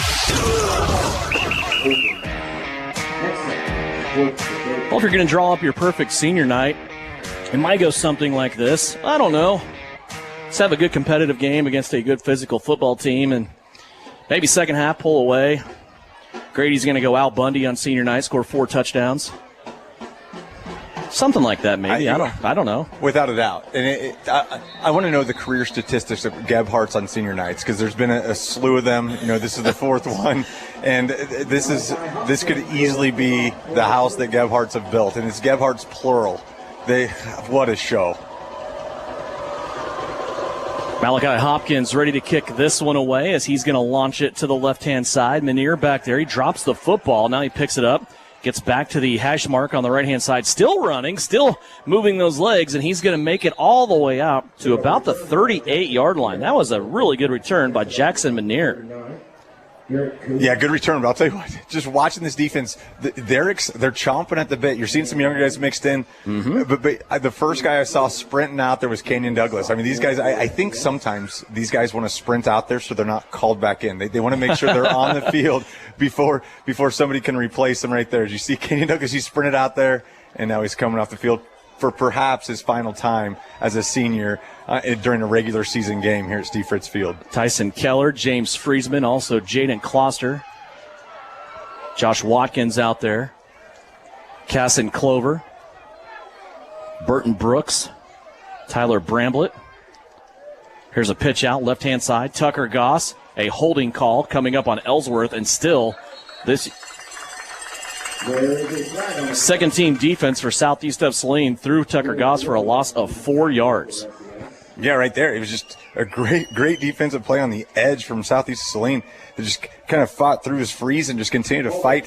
He had that leverage. The only thing you could do as an offensive lead blocker is hold him. Just kind of hooked him right there.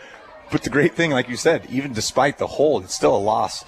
And penalty looks like they're going to take the penalty. Nope, they're going to decline the penalty. So it's going to be second and long. And I love how you got guys out there that are clean and out there on defense for first couple of times tonight, most of them anyway, but you still got Chambers and Weller up on the defensive line. Second down, ball at the 35 now after that loss on first down.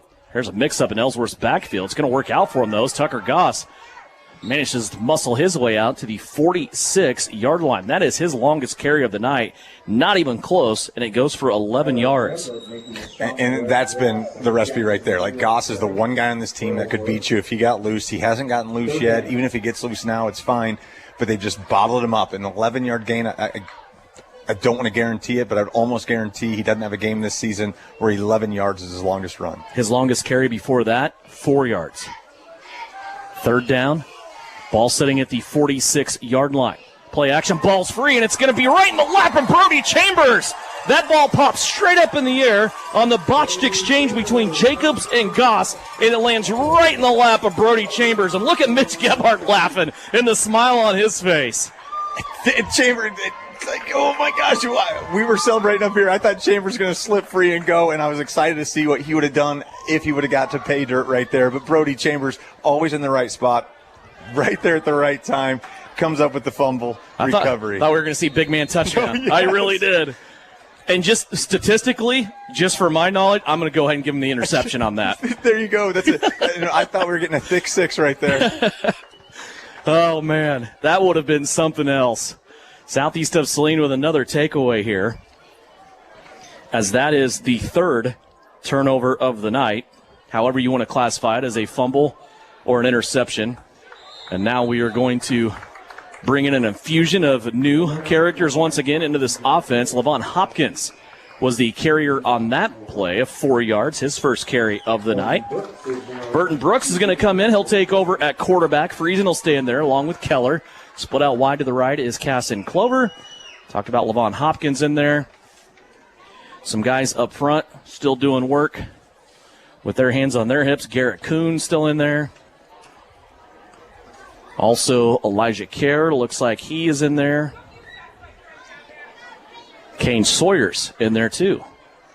Here's a snap back. And Burton Brooks is going to take it back to the line of scrimmage, and a flag flies in there. Burton Brooks on the carry. Tucker Goss makes the tackle for Ellsworth. There is a flag. Ryan Weller also on the field right now. No foul on the play. Second down.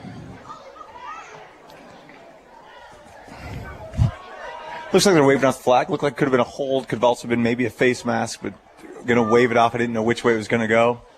Picking it up. 3rd and 6. Okay. 3rd down and 6 from the 29-yard line. Right now, Southeast just waiting on Father Time to trickle down. About the 4-minute mark here of a 53-12 football game. A little precipitation in the air as a pitch out left to Hopkins.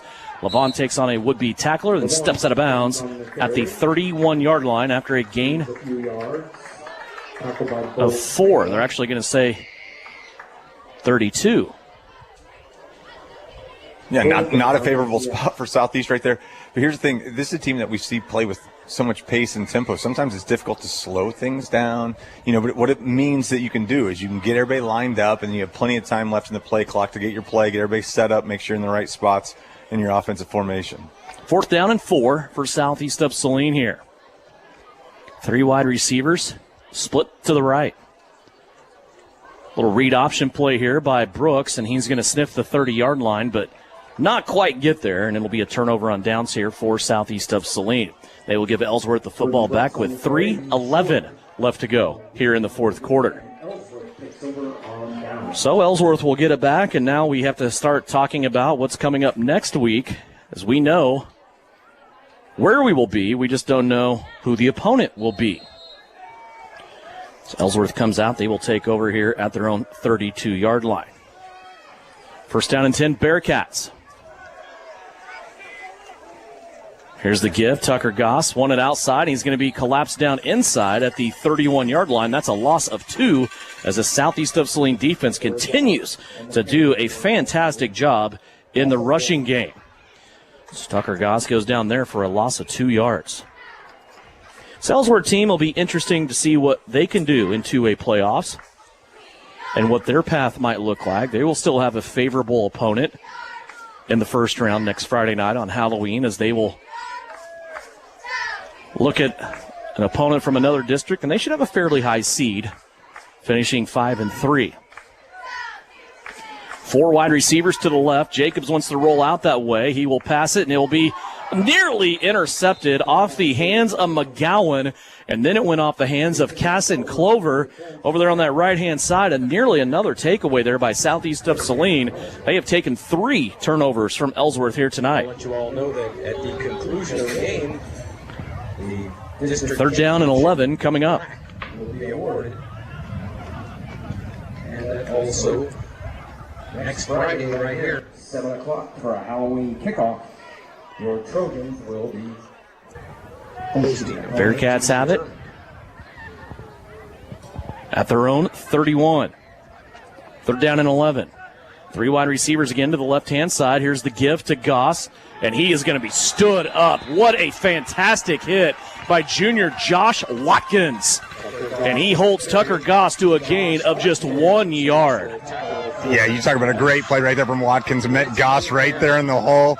Low man wins. Watkins was there. Great leverage. Just a huge tackle from Watkins. 4th down and 10 for the Bearcats, and they go into punting formation. Adam Teal will sprint back here for Southeast of Saline to receive this punt from Bo Kyler. Good snap back. Kyler put it down the middle of the field. It's a high punt.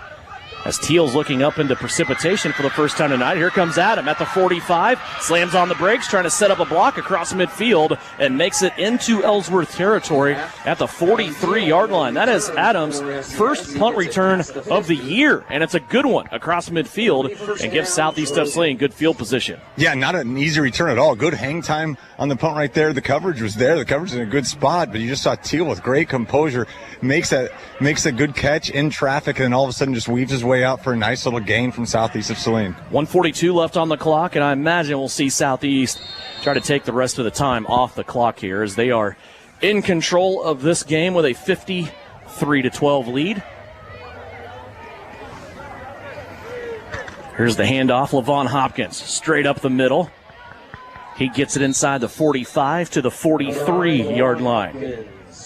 On the carry for Southeast. And we just talked about how tough Hopkins runs. I mean, a lot of times when you have a lead like this, you're putting in a running back that doesn't have a lot of experience, doesn't have all the tools. Hopkins checks every single box. He's going to deliver absolute blows if you try to tackle him. Well, you've said it before, Tyler. How many teams in the state in Class 2A could Levon Hopkins start for? Every single one of them. Yeah. Like, this kid is the depth chart looks nice for next year as well. 2nd down and 4 after the gain there by Levon Hopkins. They tried to give it to him again. I think that was a botch there between Hopkins and also the quarterback, Burton Brooks. The ball fell on the ground, and Brooks, very aware, goes back and picks it up and was able to cover it. It's going to go for a loss of 4 and then push Southeast of Saline back here to 3rd down and 9. Want to remind you, stick with us after the game. 10 o'clock, it's the Kansas High School Football Scoreboard Show. Scores and game wraps from across the state of Kansas here on KINA. It's brought to you every Friday by Salina Surgical Hospital. 3rd down and 9. Shotgun snap back to Brooks. They'll go to Levon Hopkins. He'll make it back to the line of scrimmage, but nothing more there as he is stopped after no gain on the play. 4th down. On the carry, not much gain on the carry. And that will do it. Time running out. What a senior night it has been for Southeast of Saline. 16 seniors. We'll talk more about them when we come back as postgame gets started after a Trojan victory, 53-12. Our score. We'll take a break as we get ready for the Commercial Tire Center's postgame report. It's coming up after this on KINA. Fall is the absolute best time for the experts at Commercial Tire Centers to look over your vehicle. Summer was tough on your tires, and winter's coming on strong. You don't want to be left stranded with tires that aren't performing. Car, truck, SUV, trailers, farm, and big rigs. Commercial Tire will help you keep safe and productive. Commercial Tire Centers, West Crawford and North 9th in Salina. Commercial Tire Centers, where service is everything. Southeast wins! Southeast of Saline wins! Trojan fans, it's not too late to get your 2024 state championship merch or to get custom gear to celebrate the 20th anniversary of the 2005 state championship team at Copyco. In addition to great SES gear that you can wear all year round, Copyco also offers custom printing so you can support any student athlete in any activity from football and basketball to choir and band. See them at 2346 Planet Avenue in Salina. At Maury Clinic Sports Medicine, we are available when you need us most. I'm Dr. Andrew Westbrook, and I am the sports medicine physician at Maury Clinic. I see patients of all ages and help them come back stronger than ever. From broken bones to joint pain, my team and I are committed to help you do more. For those with sports injuries, come see us at our sports medicine walk-in clinic Monday and Thursday mornings from 8 to 9 a.m. Prevent, recover, and strengthen so you can perform your best. Maury Clinic Sports Medicine. Make your move with confidence. It's natural to think that insurance is complicated, but at Farmers Agency, we know a thing or two about helping to make it easier by explaining your available coverage options. And with over 25 years of experience in insurance, we can help you through the process step by step. Call Kniper Agency at 825-8419 to learn more today. Underwritten by Farmers Truck Fire Insurance Exchanges and Affiliates. Products not available in every state. We are farmers. Bum, ba, dum, bum, bum. Are you looking for a local brokerage firm to help you with your Medicare, life insurance, and annuities? L&L Advisors is the #1 local Medicare supplement and insurance specialist. Medicare can be confusing. Let the experts at L&L Advisors help make sense of it. Stop by one of 3 locations in Salina or McPherson and speak to an agent about the needs of your family. L&L Advisors, main office at 717 Roach right off Crawford and in the Central Mall Salina and downtown McPherson. Based on honesty and trust, contact L&L Advisors today. New Image is offering ceramic tint. If you are sending your child off to school or your wife on a road trip, ceramic tint offers heat rejection up to 90%, privacy in a college town or in the city, and it helps keep wear down on the AC system, making the car easier to cool down. Never worry about you or your kid locking their keys in the car. With Drone Mobile, you can unlock their car for them from anywhere. Vehicle breakdown in an unknown area, GPS locating helps roadside services find your loved one quickly with the ability to send the vehicle location directly to the rescue squad. New Image Audio, your official tinting establishment for over 14 years, located at 340 South Broadway in Salina. Phone calls are welcome. Time for the Trojan postgame show on KINA Sports. Stick around for the game recap, final stats, and reaction from the coach. This is Trojan football on KINA. Welcome back here to Steve Fritz Field on the campus of Southeast of Saline High School. Boy, what a night here for Southeast of Saline. When you look at the stats in the second half, it's even more mind-boggling what this Southeast of Saline defense was able to do. Southeast of Saline held Ellsworth in the second half to 43 yards rushing, 11 yards passing, a total of 54 yards of offense given up by Southeast of Saline here in this second half. Remember, really the only positive thing that Ellsworth had go for them here in the second half was the fumble by Grady Gebhardt on the second offensive play of the second half for Southeast of Saline. Ellsworth was able to take that into the end zone, and with 7:38 left to go, it was a 16-12 game. After that, Southeast of Saline went on a tear. They didn't give up any more points, and they end up winning 53-12 to finish the regular season 8-0. Here's some mind-blowing things for you. Southeast of Saline now is 8-0 for the 6th consecutive season. They have also won their 6th consecutive district championship. They have also gotten home field advantage in Class 2A in the West. They will not leave the stadium unless it's to go defend their title in Hutchinson the day after Thanksgiving.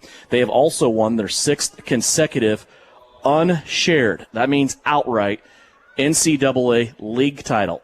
When you count the shares that they have had, it is 8 in a row from the NCAA league point of things. And it was just a fantastic night for Southeast of Saline. Grady Gebhardt with 4 rushing touchdowns, 235 yards for Gebhardt tonight on 19 carries. Taron Potachik had a nice night too. Didn't throw the ball a lot, but he ends up 5 out of 9, 107 yards, 2 touchdowns, no interceptions.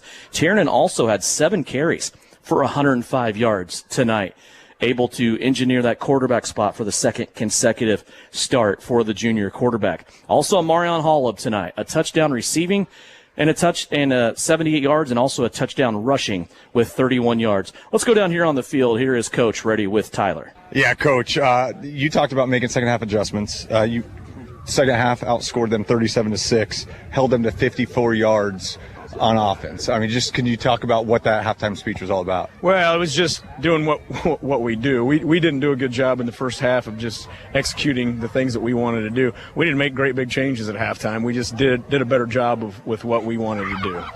16 seniors. There's not a lot of programs in the state of Kansas, let alone at the 2A level, that have 16 seniors that contribute.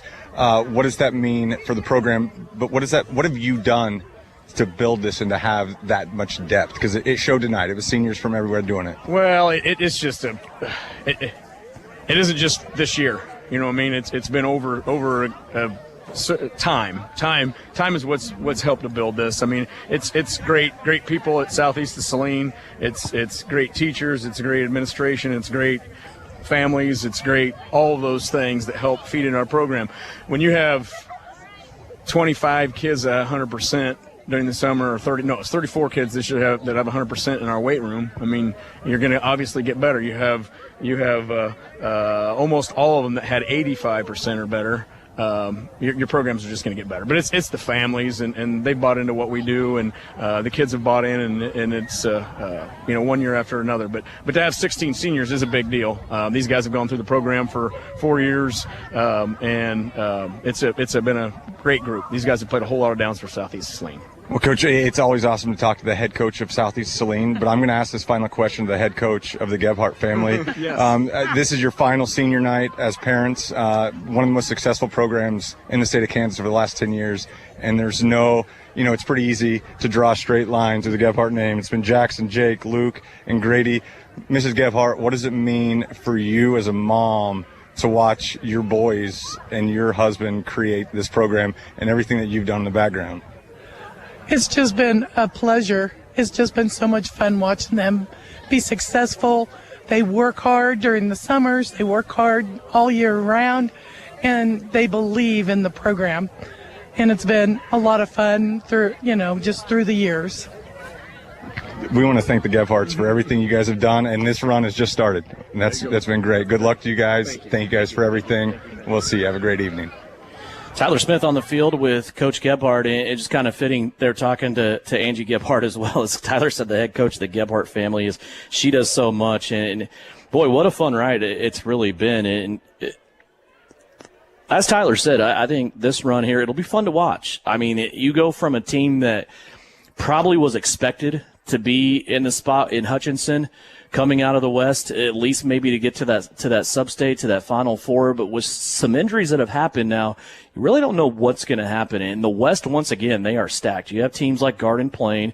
You have teams like Hoisington. That's very good. You have some teams that get better throughout the year, and it will be a challenge once again, as it always is, to come through Class 2A. And, of course, on the other side of the bracket, you have teams like Osage City. You have teams like Silver Lake, Nemaha Central, of course. And it'll be fun to watch. It's playoff football, and that's why we do this, of course. And, boy, it'll be a fun time. And it starts on Halloween next Friday night. Let's go over final stats for you, brought to you by the Bank of Tesket as we look at final numbers tonight. Tiernan Potocik, 5 out of 9, 107 yards passing, 2 touchdowns, no interceptions. His favorite targets tonight were Grady Gebhardt, 2 catches, 13 yards. Amarion Hollab had 2 catches, 78 yards and a touchdown. Bryson Lippold had a catch for 16 yards and a touchdown. When you look at the rushing game, it was led by Grady Gebhardt, 19 carries, 235 yards. Grady had 4 touchdowns tonight in this game. Also, Tiernan Potocik, 7 carries, 105 yards. Marion Olive, 2 carries, 31 yards, and a touchdown. And Levon Hopkins, 4 carries and 12 yards.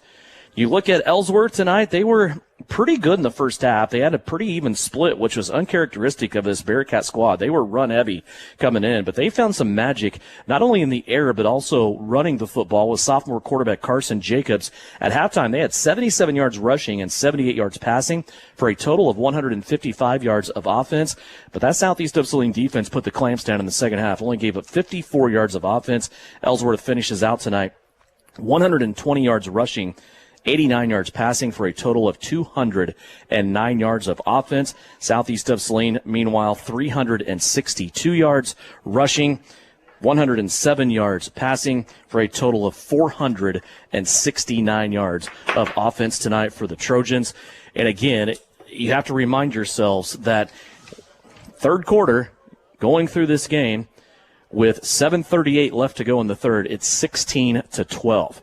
And Tyler, after that, it was all Southeast of Saline. Well, and there's no panic in this team ever, right? We saw it last year with that magical state championship run. As long as there's time left, they're fine, and they were always in control. We saw Ellsworth do some things. There was a couple times that things got a little bit shaky, but it's just the constant pressure, and it's the depth. It goes back to the senior leadership that Coach Gebhardt talked about after the game. It goes to the weight room. Games like this are not won tonight. They're won in June, with weight room attendance and making sure everybody's there. And, it's so cliche to say that that's when games are won, but this program continues to show that when you have the attendance that they have and everything they do, everything has intent. Like, there's nothing accidental that this team led by Coach Mitch Gebhardt, this program, this community, there's nothing accidental. There's always intent. And you just saw it tonight. I mean, things weren't as easy as they've been, but all of a sudden, once the wheels fell off for Ellsworth, they just couldn't keep up. Our Everhart Precision Ag, our Precision Pass of the game, brought to you by Everhart Precision Ag tonight. Let's go with that crossing route. You mentioned that the first half they tried to hit it, the ball, and Amarion Hollop just didn't hook up. The second half they were able to hit it, and Amarion took it across the field, ended up on the opposite sideline, going down the left-hand sideline, a 66-yard touchdown. That precision pass from Tiernan Potachik to Amarion Hollop came with 3:03 left to go in the third quarter, and with the point after, on the 2-point conversion, also by Amarion Hall, but made it 32-12. Our Vernon Jewelers gem of the game tonight. You want to go tuck into Jordan Jewelers, downtown Salina. I know we shouldn't be talking about it, just the way the weather feels. The holidays are around the corner, and Vernon Jewelers will take care of you. It is the senior class, right? We always have to go through this. And for a 2A school, 16 seniors, seems like an insane amount of seniors. Coach Gebhardt and I talked about this before the season even started. It was hot. It was August. He said, I got 16 seniors this year. When's the last time we had that? And I said, Coach, I don't remember you having 16 seniors. I remember 12. I don't remember 16. But those guys tonight are Vernon Jewelers gems of the game. Guys like Malachi Hopkins, Gannon Jacobson, Caden Berrigan, Adam Teal, Kenyon Douglas, Grady Gebhardt, James Friesen, Amarion Hollop, also Tyler Bramblett, Bryson Lippold, Drew Weller, Killian Vaughn, Eli Jennings, Garrett Kuhn, Austin Bramblett, and Brody Chambers. And as I rattle off those 16 names, is there a single one of them that did not contribute tonight? I was just thinking that as you're saying those names, normally we're just saying throwaway names, guys, that we're just, we would like to recognize. No, every single one of them, not just tonight, but all season, they've made an impact. And I'll tell you what, just seeing these guys walk around the school, like they make impact on Friday nights to win games, but they make a bigger impact, for the Southeast Saline community, the way they handle themselves in the classroom, around the hallways. And that's another Mitch Gebhardt just trait. Like he doesn't coach good football players. He creates great men that, build this community. And it's exactly, we always talk about like a good coach is a good coach, but they're also a great leader. They're also great teachers, but it's what he does to lead these young men to become great men. And, if you get to win some football games on the side, it makes it a lot of fun. Some finals for you before we sign off. Give you a little preview of the scoreboard show tonight. These finals on the Bennington State Bank scoreboard. Salina Central tonight, they hang on to beat Goddard 35-28. Mays defeats Salina South 50-0. Republic County and Sacred Heart, they went to overtime to settle that. Republic County beats Sacred Heart. They break their 5-game winning streak. Republic County wins that one 8-0 in overtime. Saline tonight over Central Plains in 8-man Division I, 36-6. We talked about Little River last night beating Solomon 72-0, and Cunningham tonight beats Tesket 58-12. Also a good second half for Wamego. The Red Raiders beat Abilene 27-9. Hear more scores and game wraps from across the state of Kansas tonight on the scoreboard show. It's brought to you by Salina Surgical Hospital, and it runs every Friday night here on KINA from 10 until 11 o'clock. Our final score here, 53-12. Southeast of Saline scores the last 37 points of this game. They are the NCAA league champions outright for the 6th consecutive year. They are a district champion for the 6th consecutive year. Also, they've started the season 8-0 for the 6th consecutive year. Probably more importantly, as we will see going along, they will have home field advantage here at Steve Fritz Field the rest of the way. Been a good night here in Trojanville, senior night. Brought to you by New Image Audio, also Commercial Tire Centers hopping on board, helping us bring you this game here tonight. It's a big victory for the Trojans. Want to remind you, Chiefs football coming your way Monday with a 6 o'clock pregame here on KINA. The Chiefs taking on the Commanders at Arrowhead Stadium. Kickoff at about 7:15 coming up on Monday. Also, Kansas Wesleyan football coming your way as they have homecoming tomorrow against the Sterling Warriors. For Tyler Henry on camera tonight, also Nick Garst producing and engineering. Tyler Smith next to me. My name's Devin Haney. As always, I want to thank you for joining us for Southeast of Saline Trojan football. These games are available live and on demand anytime you want to watch them on YouTube. Just go to Salina Post Sports at Real Post Sports or at Real Salina Post on YouTube. You can watch these games at any time. Have yourself a great night. See you at the scoreboard show starting at 10 o'clock. It's coming up here on KINA.